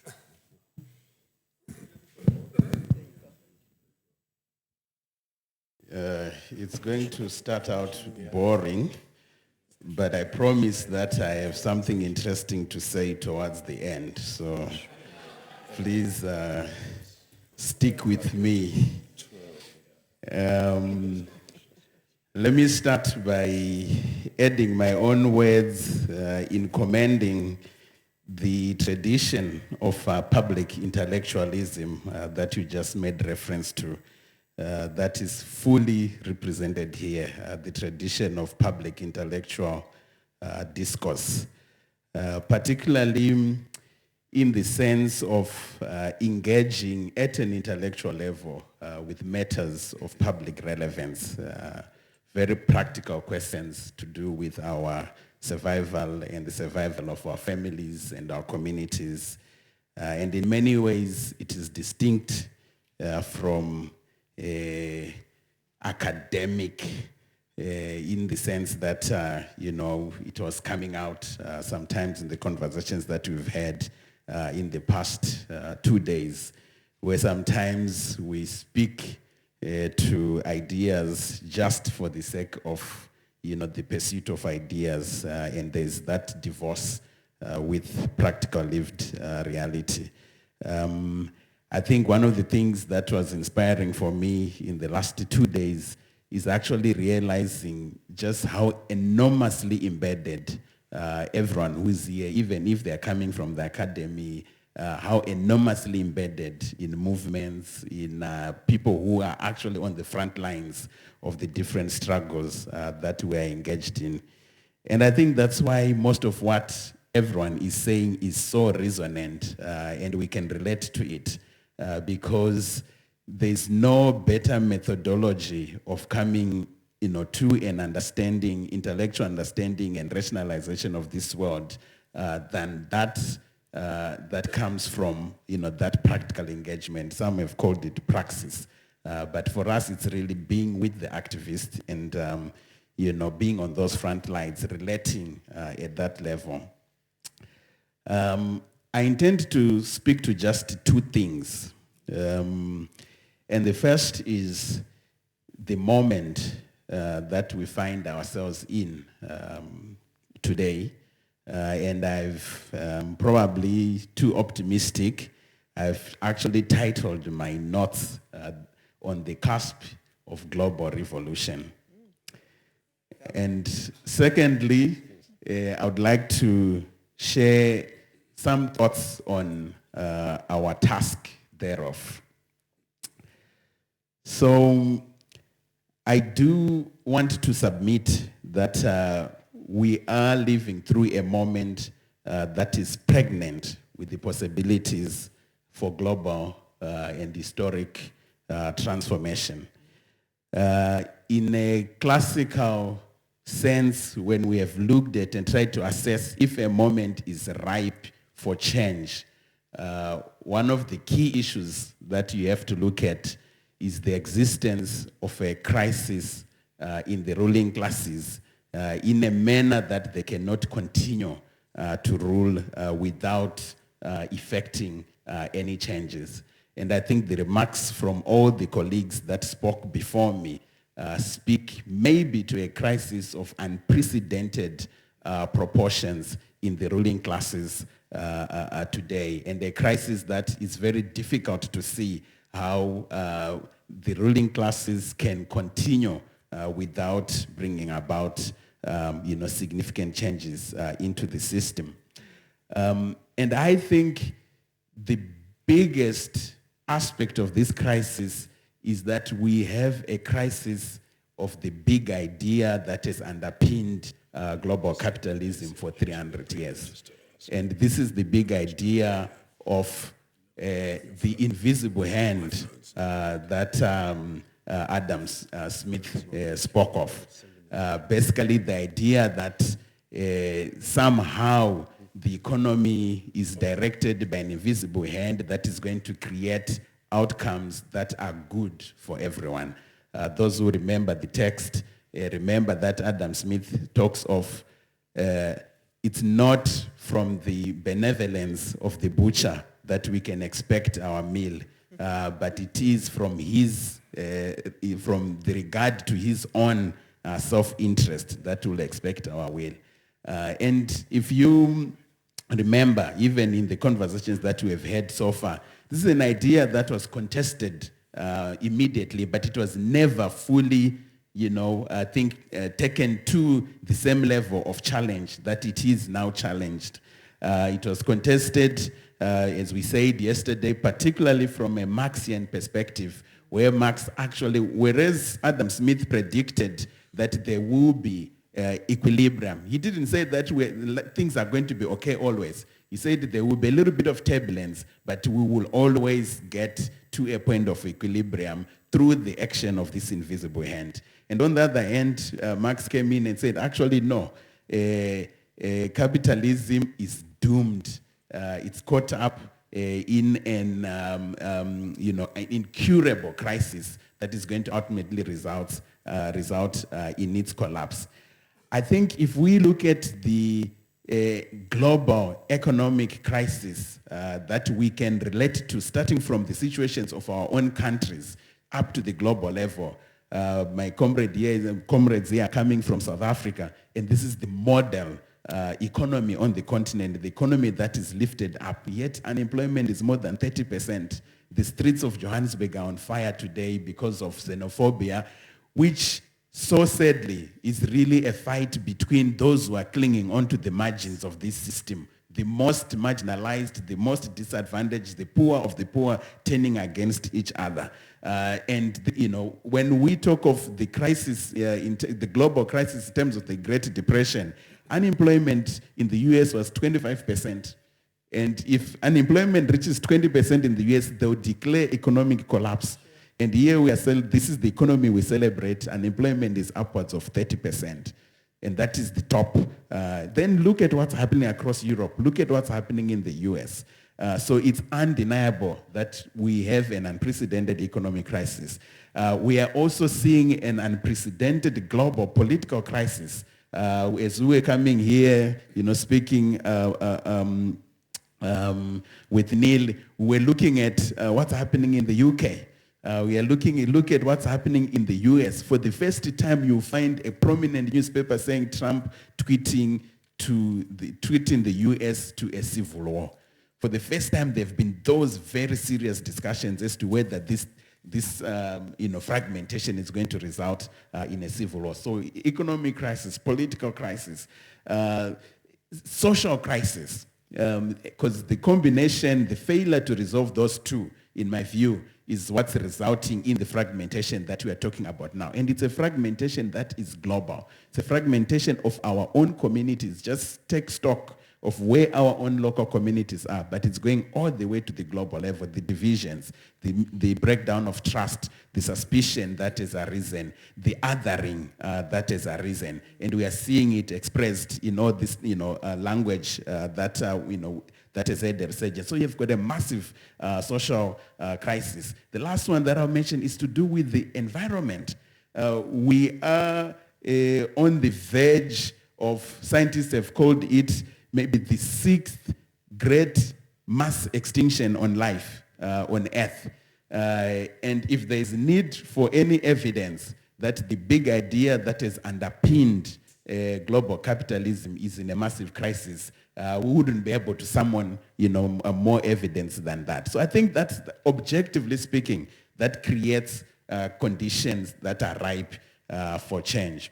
But the second thing that I'll speak to is,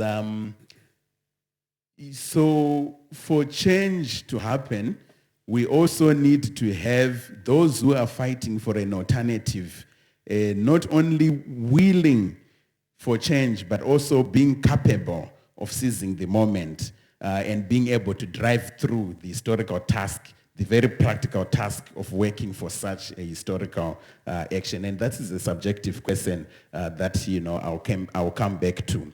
But what you cannot deny is that there is stirring that has started from our communities, from our countries, at a continental level. The conversations we're having now are conversations that we probably last had when we're talking about, the World Social Forum, African Social Forum, and all of that. There's a new stirring. Some might even call it a historical stirring, because the pain and suffering that is a result of the crisis that I just spoke to has reached those intolerable levels that again contribute to defining this moment that I'm calling ripe for change.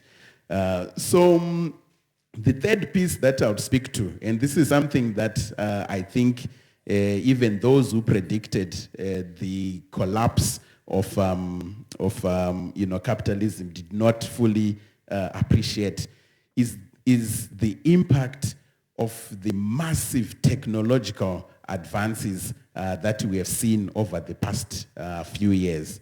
I spoke yesterday as to how this completely changes the means of production and reproduction of the economy presently, and particularly the advance in 5G technology, the interconnectivityness that has happened. Someone was mentioning to me that in the 90s, Larry Summers, who was the president of Harvard then, was commissioned to do a study on the rise of the internet and its implications on the economy. And one of the things that they saw was that it was going to result in a reduction in marginal costs. And when you look at it, we were talking about it yesterday, how the whole neoclassical model, the whole current orthodox is based around, that's one of the key components. Capitalism does not know how to price if your marginal costs are coming down to zero. And if you want to see the impact of it, look at what has happened to the printing press, the New York Times or the recording industry, where right now for close to nothing, you can record your music, post it up online, you can run a whole business for close to nothing. So yeah, and it's happening across the board. It's happening with Uber, it's happening with Airbnb. There's this massive collaborative economy that is emerging that completely contradicts the logic of capitalism. So the advances that we are seeing at a technological level are so thoroughly disruptive that even if we don't address what I called the subjective element earlier, our own self-organization, us coming together, us building a movement, even if we do not address that question, we are still going to get a massive disruption. The sad thing is just that we will probably not get a new world that is then defined according to how we want the world to be defined. So we still cannot do away with that task of organizing. Let me speak to the last thing that I wanted to make reference to. And it's really around how do we organize so that we are only not willing to have an alternative to see change, but we are also, prepared and ready to seize this moment of, this revolutionary potential transformation. And I wanted to resonate with some of the ideas that have already come up to say the answer is going to come from below. The answer is going to come from below. It's a bottom-up agenda. The whole logic of neoliberalism, where it has created fragmentation in our communities, we need to start by rebuilding the community. We need to start by reweaving the social fabric of our communities so that you are not just alone responding to a situation, digging a borehole, putting up your own security, your own individual solar panel. Can we start by connecting? Because what connecting at a community level does is it builds a relationship, and relationships by their very nature impose a social obligation for us to be there for each other. It rebuilds solidarity, which has been destroyed by the atomization, which is part of the logic of the system that we are contesting now. So I think the solution lies at a community level. The scale that we need to be focusing on right now is really at a community level. How do we rebuild our communities? How do we re-establish relationships? How do we rebuild solidarity at a community level? And at the same time, how do we now take advantage of these opportunities that are created by technological advance to create a collaborative economy starting at that community level? Because those are solutions that do not rely on us going to appeal to a policymaker. They're actually very practical solutions that transform how we are thinking and how we are living our lives. So I'm very optimistic, I'm very hopeful. I don't think that, it's just a matter of us now repeating our old slogan to say another world is possible. I think another world is in the making. Thank you, Comrade Chair. It's actually on her way. Another world is on her way. Thank you, Comrade Briggs.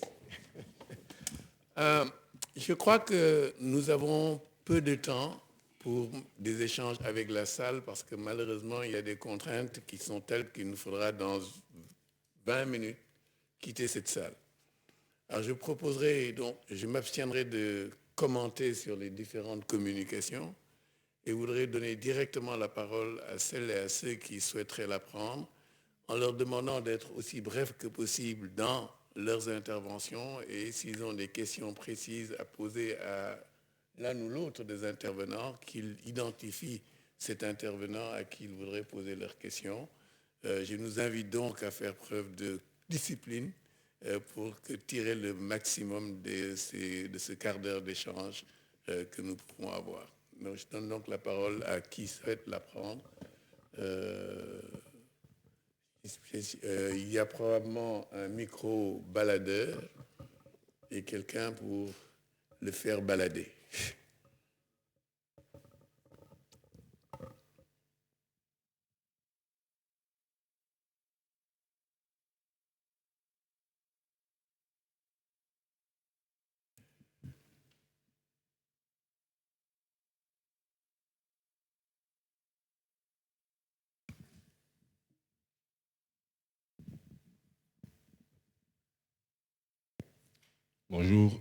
Bonjour tout le monde, merci de m'avoir donné la parole. Je vais faire très vite. Je m'appelle Fadel Diop du West Africa Citizen Think Tank. Alors, j'ai quelques questions très rapidement. Quelle est notre capacité à remettre en question les orthodoxies de la pensée économique, comme vous en dites, face non seulement aux défenseurs du capitalisme,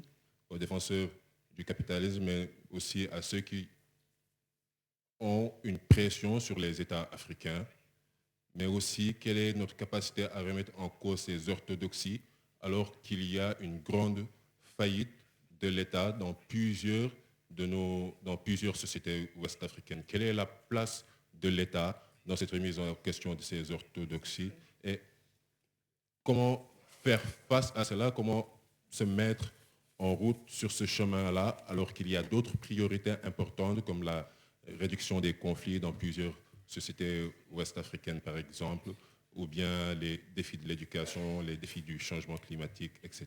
Merci beaucoup.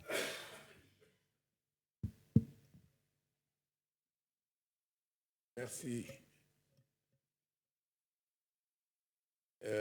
Y a-t-il d'autres intervenants? Je pense que la question qui est posée est au fond celle de notre identité, d'une certaine manière. Quand vous dites quelle est notre capacité, j'ai le sentiment que vous interrogez notre capacité à nous définir en tant que groupe. Existe-t-il un groupe? Et si oui, qu'est-ce qui lie ce groupe? Quels sont les liens? Mais bon, là j'anticipe peut-être sur d'autres réponses que d'autres pourront faire. Ici.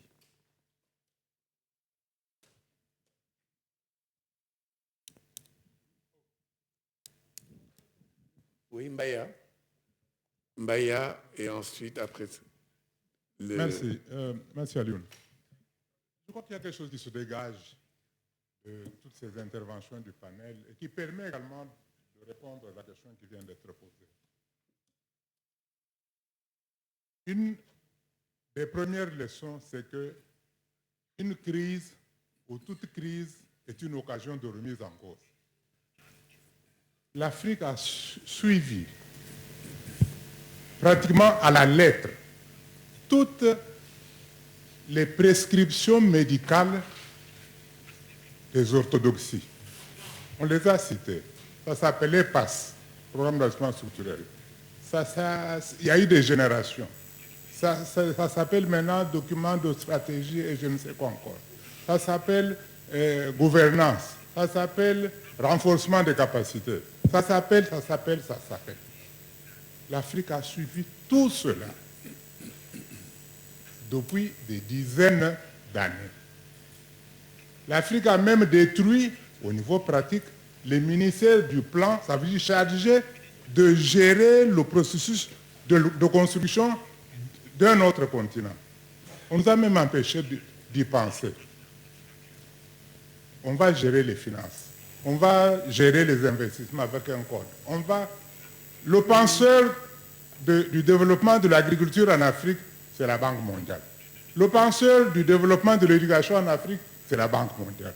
Le penseur du développement du secteur minier, c'est la Banque mondiale. Mais il n'est pas dans les ministères de l'industrie. Donc l'Afrique a tout suivi et l'Afrique n'en est pas sortie. Ça, c'est le constat. Donc, une interpellation. Avons-nous la capacité, au moins, de nous interroger, de penser la rupture, ne fût-ce que théoriquement, conceptuellement, de mettre en cause, de remettre en cause les fondements paradigmatiques, comme le disait Ibrahima tout à l'heure, ou les fondements épistémologiques, non pas de la science, ce n'est plus de la science, des doctrines dans lesquelles on nous a entraînés. C'est notre droit. C'est l'objet de cette rencontre. C'est notre droit.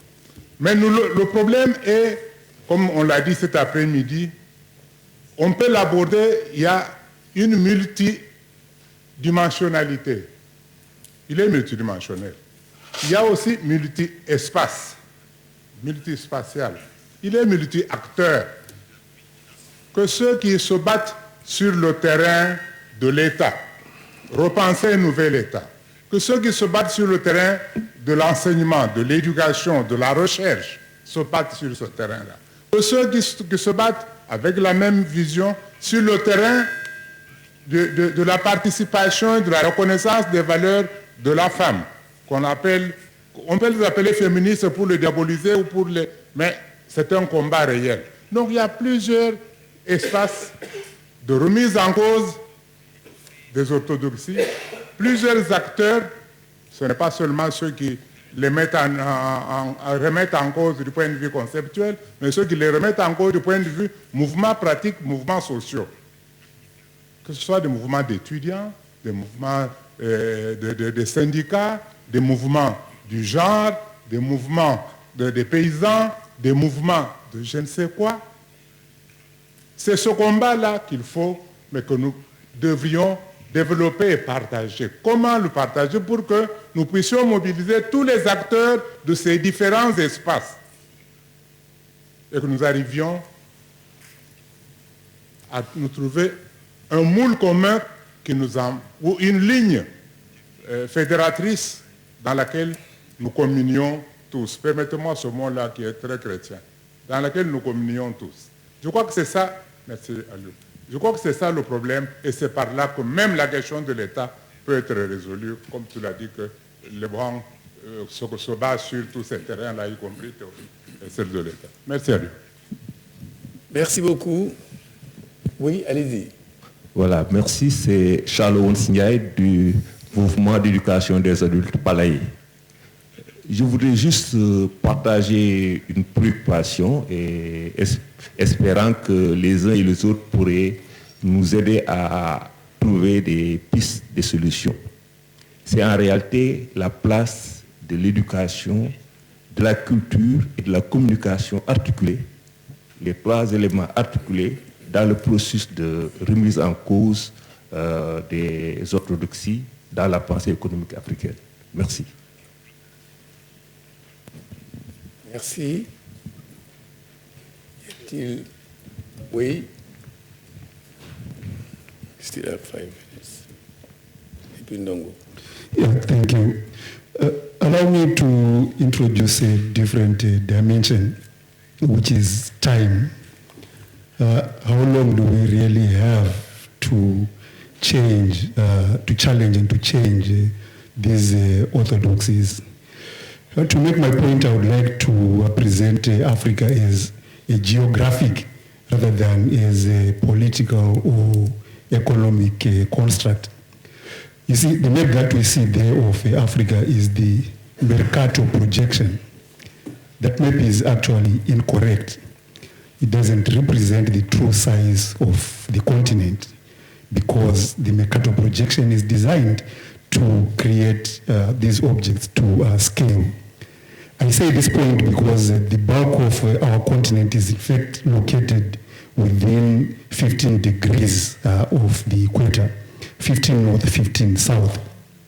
This is very significant from a climate change perspective because in fact, and you all know that the global narrative around climate change now is that we have only until 2030 to reduce the burning of carbon fossil fuels.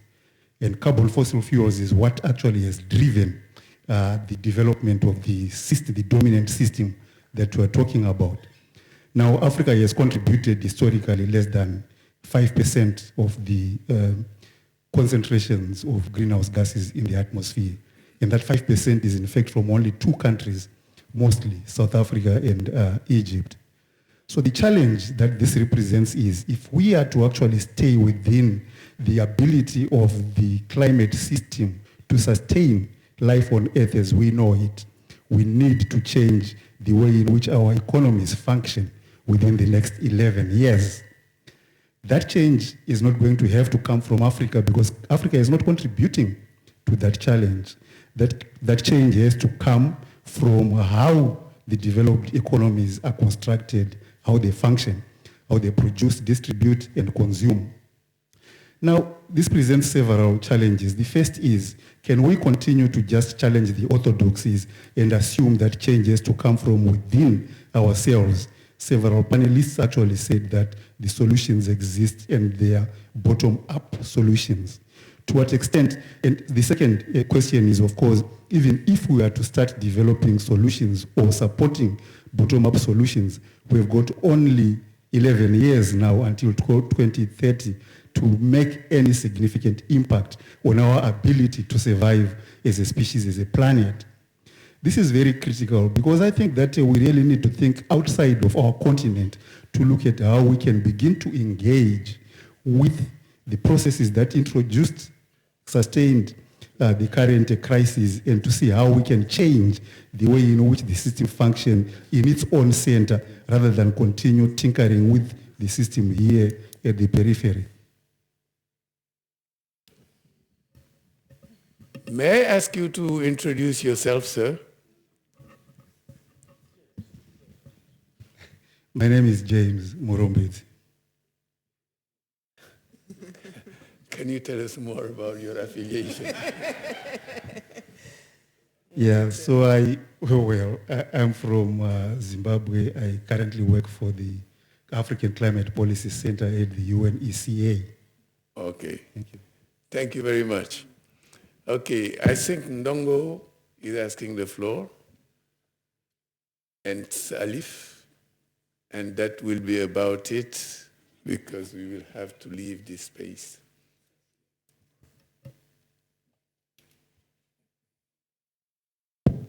Je suis Nongo Silla de la Fondation Rosa Luxembourg. Donc, la question que je pose, c'est en vue de davantage défendre les droits des femmes, de montrer leur contribution fondamentale, disons, dans nos sociétés. Est-ce qu'il n'y a pas le risque, en fait, de tomber dans l'aliénation marchande, capitaliste, lorsque l'on cherche à mettre un chiffre sur la contribution des femmes? Je pose cette question parce que souvent, je discute avec des amis féministes comme Cristal, et donc parfois on nous dit que les femmes sont tellement importantes dans l'économie que on s'étonne que leur contribution ne soit pas prise en compte dans le PIB. Pour moi, cette démarche dessert la cause des femmes. Pourquoi? Parce que le PIB, c'est une mesure statistique bête. Et donc, généralement, les statisticiens même rigolent en disant que lorsque vous épousez votre domestique, le PIB baisse. Pourquoi? Parce que quand vous avez une domestique, vous la payez. Donc, c'est le marché. Et quand vous l'épousez, elle va vous faire les mêmes services, mais sans que vous la payez. Donc, ça fait diminuer le PIB. Donc, vous voyez cette construction sociale-là. Et maintenant, quand les femmes viennent vous dire que nous voulons être prises en compte dans le PIB, c'est peut-être possible, mais dans ce cas, le PIB ne voudra plus rien dire. Et l'autre question fondamentale, c'est que, de manière générale, les néoclassiques pensent qu'on peut mettre un prix sur tout, un chiffre sur tout. Est-ce que les femmes se rendent service dans leur combat en pensant que aussi l'amour qu'elles peuvent apporter, par exemple, à leurs enfants, ou bien les services indispensables qu'elles rendent à leur communauté, on peut mettre un prix là-dessus? Est-ce que l'inestimable peut avoir un prix marchand? Merci beaucoup. Je voudrais féliciter d'abord le panel, mais dire que tout de même, la situation est très, très difficile au point que parfois on ne sait pas quoi dire. Mais nous avons toutes les raisons d'espérer. Et surtout, nous ne devons pas perdre de vue que le système capitaliste est le plus jeune des systèmes économiques connus. Ça fait que 200 ans, et quelques 200 ans en amont. Je crois qu'il faut qu'on y réfléchisse. Mais ce qui est certain, c'est que, et ça, c'est ça qui relève notre responsabilité par rapport aux défis, depuis 5 siècles, l'Afrique est la seule région du monde déterminée par l'extérieur sur tous les aspects qui concernent son avenir. Je crois qu'on doit y réfléchir. L'autre chose que je voulais dire, c'est que quelquefois, nous passons beaucoup de notre temps à nous glorifier d'un passé que l'histoire n'a pas consacré. Sur beaucoup de terrains, nous n'avons perdu que des défaites. Et ça me permet de parler du secteur informel. Il n'existe pas au monde, avant le salariat, en Afrique ou ailleurs, une société qui a connu le secteur informel. Le secteur informel est apparu avec l'État et le salariat. C'est impropre de dire que le secteur informel, c'est dans nos traditions. Et ceux qui ont parlé de secteur informel voulaient parler simplement d'un secteur difficile à prendre en compte dans la comptabilité et dans la contribution à l'effort de construction nationale. Et dans son fonctionnement actuel, il a une première faiblesse. Il n'a pas une orientation capitalistique. Le secteur informel, dans son évolution, ne permet pas une contribution significative à l'accumulation pour le développement. Il faut quand même que nous étudions, et je vais terminer par là, nous revenions sur nos faiblesses, théoriser nos vécus dans tous les aspects, de même que l'État est greffé, même pour nous encore aujourd'hui qui parlons d'alternatives, beaucoup de concepts que nous manipulons, nous maîtrisons souvent pas bien leurs tenants et leurs aboutissants. Pourquoi je dis qu'il y a des raisons d'espérer? Je vais finir par là, Monsieur le Président. Mais il y a des batailles à travers le monde qui vont également dans le sens de ce que nous voulons. Après Wall Street, il y a 2 mouvements inédits dans l'histoire du capitalisme qui se sont produits ces 2 dernières semaines. C'est la première fois dans l'histoire du capitalisme qu'aux États-Unis, un groupe d'entrepreneurs, d'hommes d'affaires, de patrons d'entreprises décide de mettre à terre toute la vision de Milton Friedman en disant que nous sommes tous en danger. C'est une nouveauté. Nous ne pouvons pas continuer dans un capitalisme qui privilégie les actionnaires et laisse de côté le reste du monde. En Grande-Bretagne, il s'est créé la semaine dernière un mouvement extrêmement large pour une alternative. Dans son ampleur, on n'en a jamais connu aussi important, qui recommande de repenser totalement le système, qui disqualifie complètement le capitalisme. Tout ça, nous devons le capitaliser, mais nous réjouir, comme Baël a dit, comme sur le panel, on l'a dit, de ce qui nous arrive. Les Africains ont cette chance. Nous nous rencontrons dans différents pays et nous discutons de plus en plus. Je crois que c'est vraiment tout cela que je voulais apporter comme contribution. Je termine enfin pour dire à mon ami Brix, on se trompe aussi dans l'analyse du système mondial. Le capitalisme qu'a étudié, analysé et combattu Karl Marx, je ne peux pas développer sur ça aujourd'hui, il est mort en 1930. Je vous remercie. Bien. Bon, je vous donne la parole.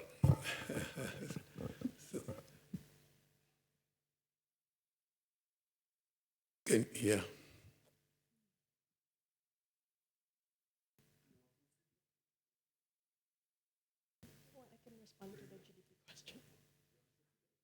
Hein?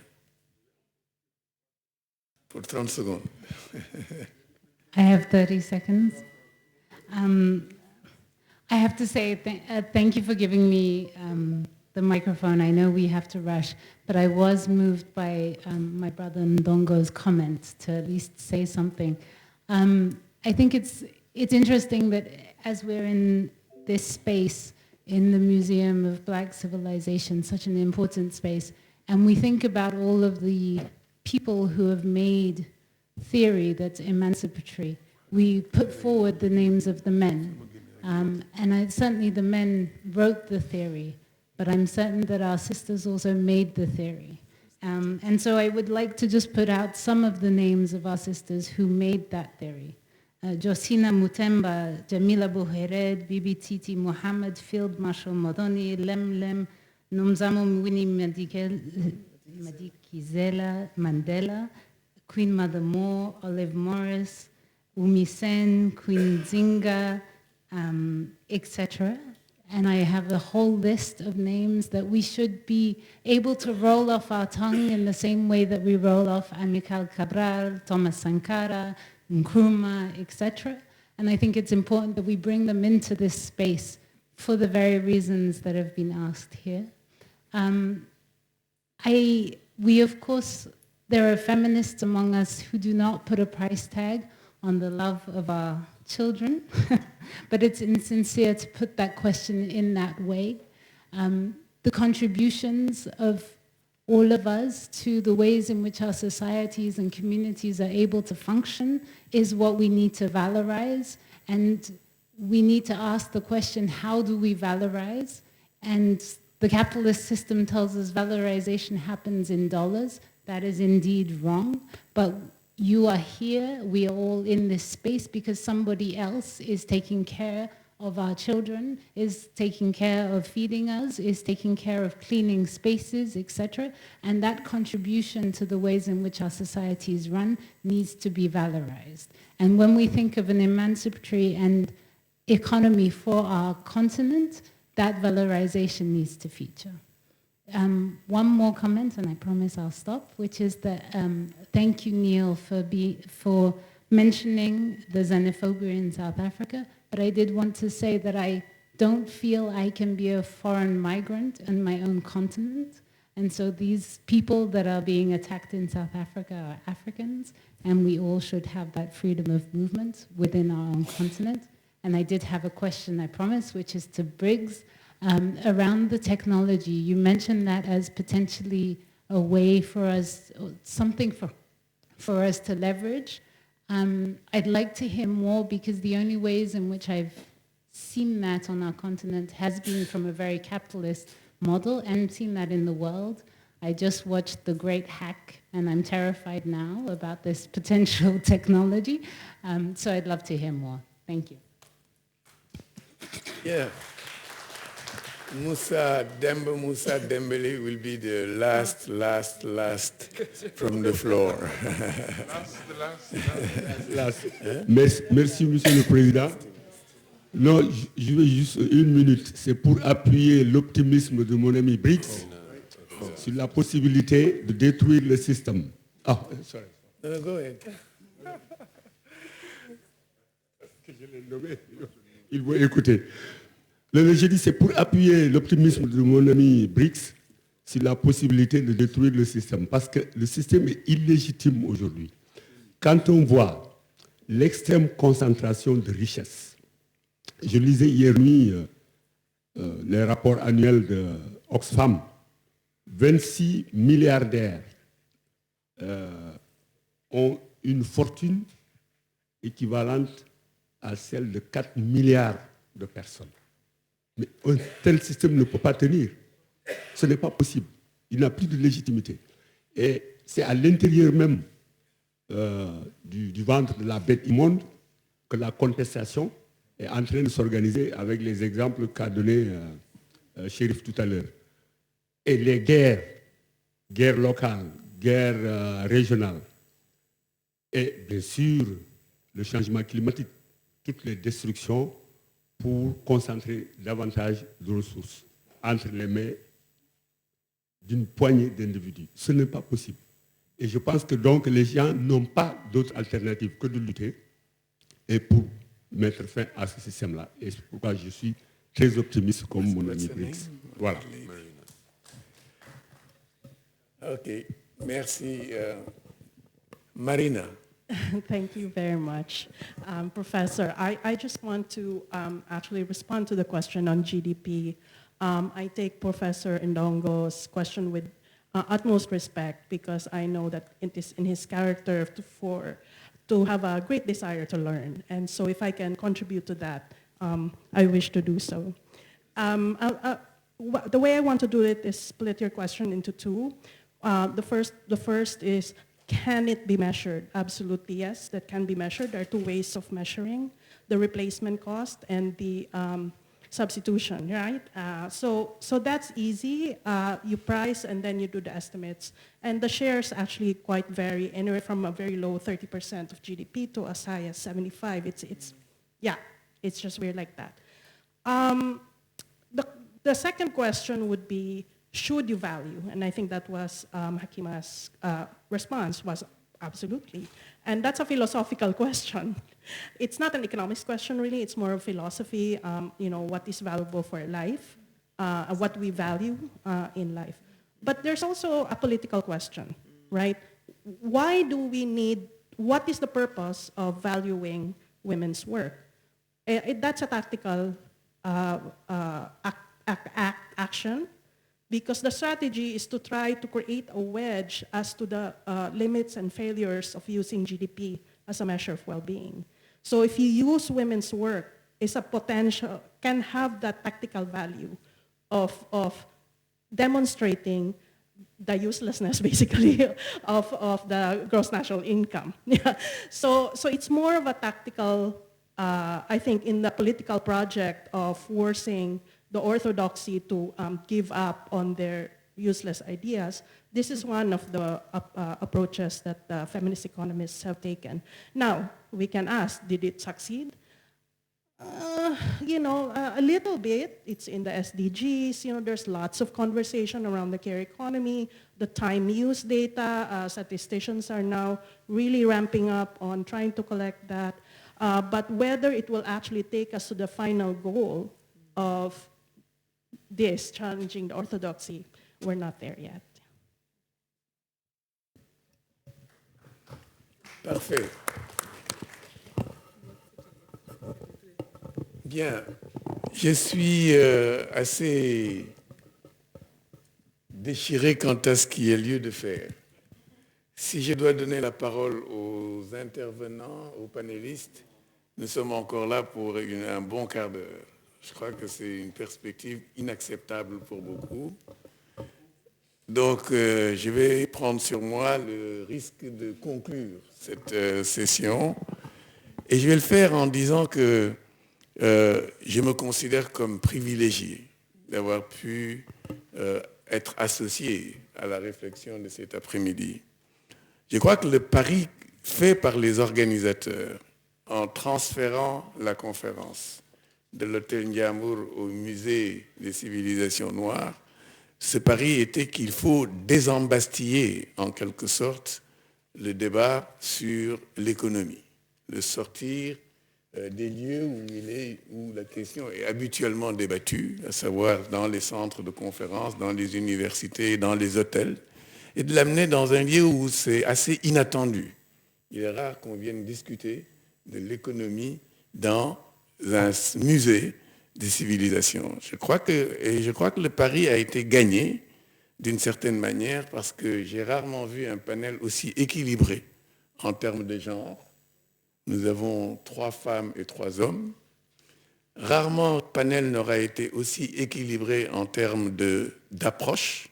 Nous sommes passés au cours de ces échanges des perspectives macro à des perspectives plus micro. Nous sommes allés jusqu'à interroger au plan allégorique ou symbolique ce qui se passe dans les maisons et dans les cours familiales, sans oublier le niveau méso, puisqu'il y a eu des interrogations sur les politiques agricoles, sur les politiques industrielles, etc. etc. Je crois donc que c'était un panel équilibré dans lequel les thématiques qui ont été abordées se complètent aussi, puisque nous sommes passés d'échelles spatiales à des échelles théoriques, etc., qui étaient différentes. Je crois qu'il faut donc féliciter les organisateurs pour avoir eu l'audace de concevoir un tel panel et de l'avoir encore une fois inscrit sous le sceau de la volonté de désenclaver ou de désembastiller et de libérer donc la réflexion sur l'économie. Mais ce que je retiens, moi, des discussions au cours de ces 2 dernières heures, c'est qu'un diagnostic très étroit, très serré peut être fait de la situation actuelle. Et si on procède à un tel diagnostic, et je crois qu'il y a eu beaucoup d'éléments qui concourent à un tel diagnostic, c'est que dire que nous sommes en crise, que ce monde est en crise, c'est dans une très large mesure un euphémisme.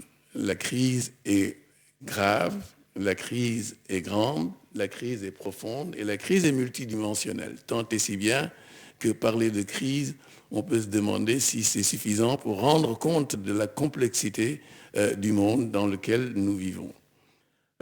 Mais, comme le rappelait quelqu'un tout à l'heure, je crois que c'était Mbaya, c'est le même idéogramme qui, en chinois, désigne opportunité et menace. Dans chaque crise, il y a une menace de désintégration, mais il y a également une opportunité de reconstruction. Et je crois qu'aujourd'hui, la menace la plus grave qui plane sur nos devenirs, c'est un effondrement non seulement de l'économie, mais également des sociétés, des systèmes culturels, de l'environnement et des technologies. La crise a au moins ces 5 ou 6 dimensions, économique, sociale, politique, environnementale, culturelle et technologique, pour ne rien dire de la dimension démographique de cette crise. Et avec le risque de voir une lobotomisation de la pensée et un appauvrissement de la pensée sur le développement. On nous a fait croire, on veut nous faire croire qu'il est possible d'avoir un regard quasi désincarné sur la réalité économique, sociale ou politique.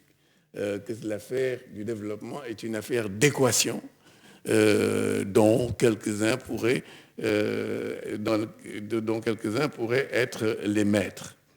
Et je crois que ce risque de lobotisation intellectuelle est quelque chose qu'il faut rejeter, il faut en être conscient et il faut rejeter ce risque-là.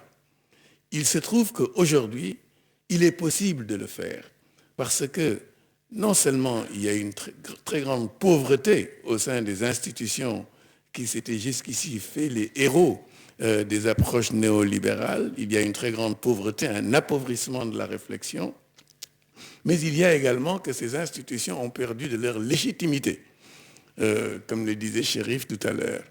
Il y a donc place, je crois, pour une mobilisation des intellectuels africains, des acteurs africains, pour se faire une place dans le débat et reconquérir une souveraineté qui leur a été enlevée ou qu'on tente de leur enlever.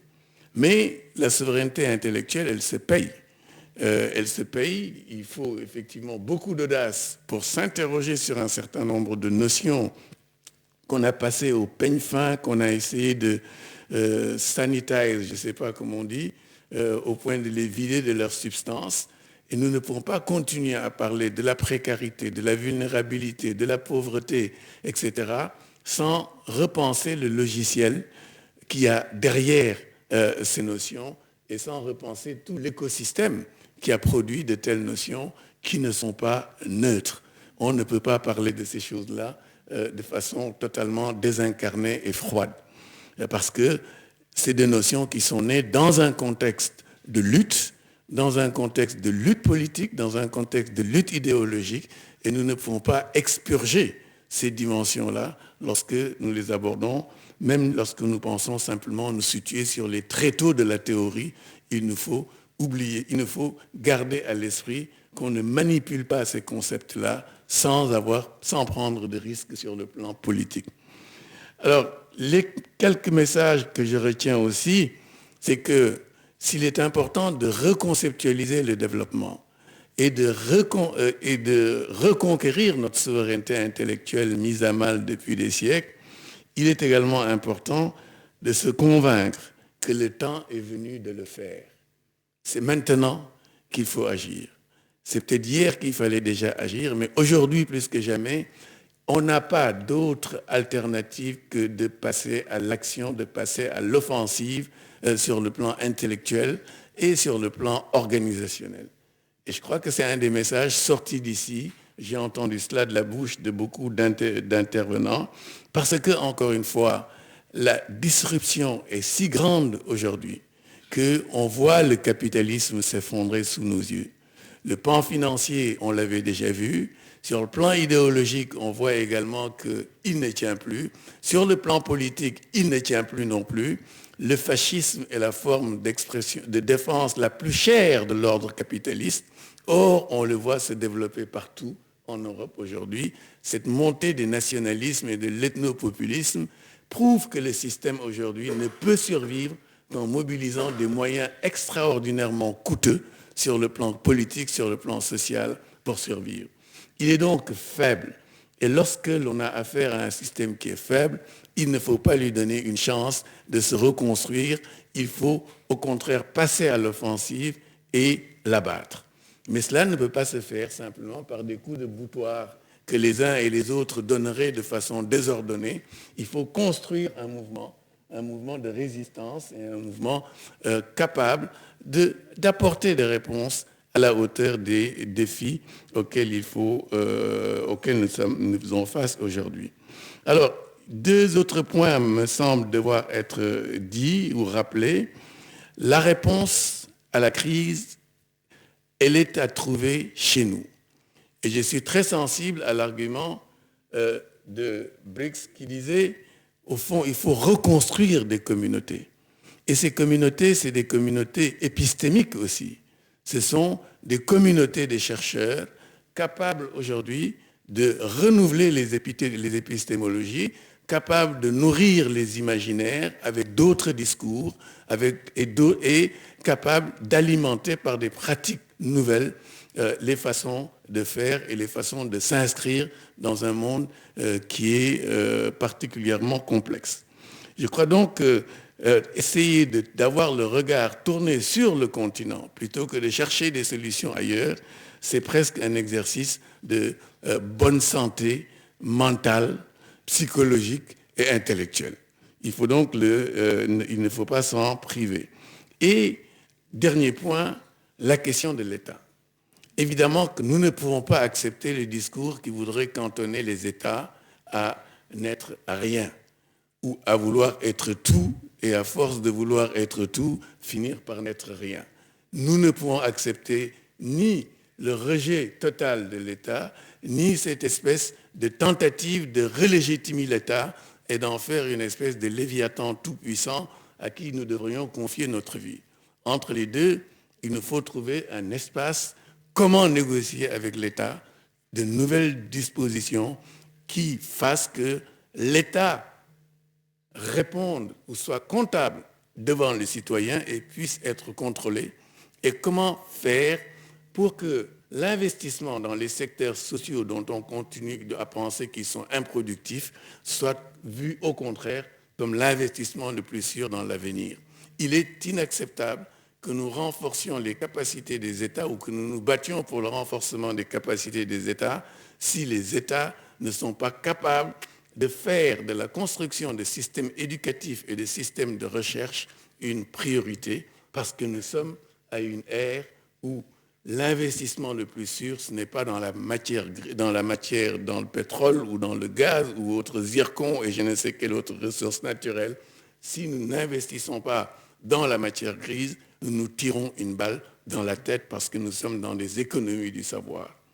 Et il faut donc, je crois, que nous arrivions à de nouveaux contrats sociaux, à de nouveaux pactes avec l'État, de façon à pouvoir agir, non pas nécessairement contre l'État, mais avec l'État quelquefois, avec d'autres acteurs, quand si c'est nécessaire, l'important étant que nous soyons clairs sur où est-ce que nous voulons aller, pourquoi nous voulons y aller et comment nous voulons y aller. C'est-à-dire que nous soyons clairs sur nos identités, qui et quels sommes-nous, qui et quels voulons-nous être demain et comment fait-on pour aller ensemble avec les autres si c'est nécessaire, seul si c'est indispensable, contre les autres lorsque c'est indispensable également.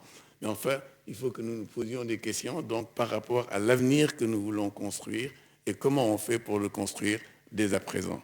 Voilà ce que moi, je retiens, en sachant très bien que, évidemment, lorsque la mémoire va chercher du bois mort dans la forêt, elle ramène un tout petit peu le fagot qu'elle veut. J'ai bien conscience d'être sélectif dans mon écoute, mais j'ai l'impression que je ne suis pas très loin du sentiment général qui se dégage de ce panel. Et je vous remercie. Merci aux organisateurs, merci aux panélistes et merci aux participants.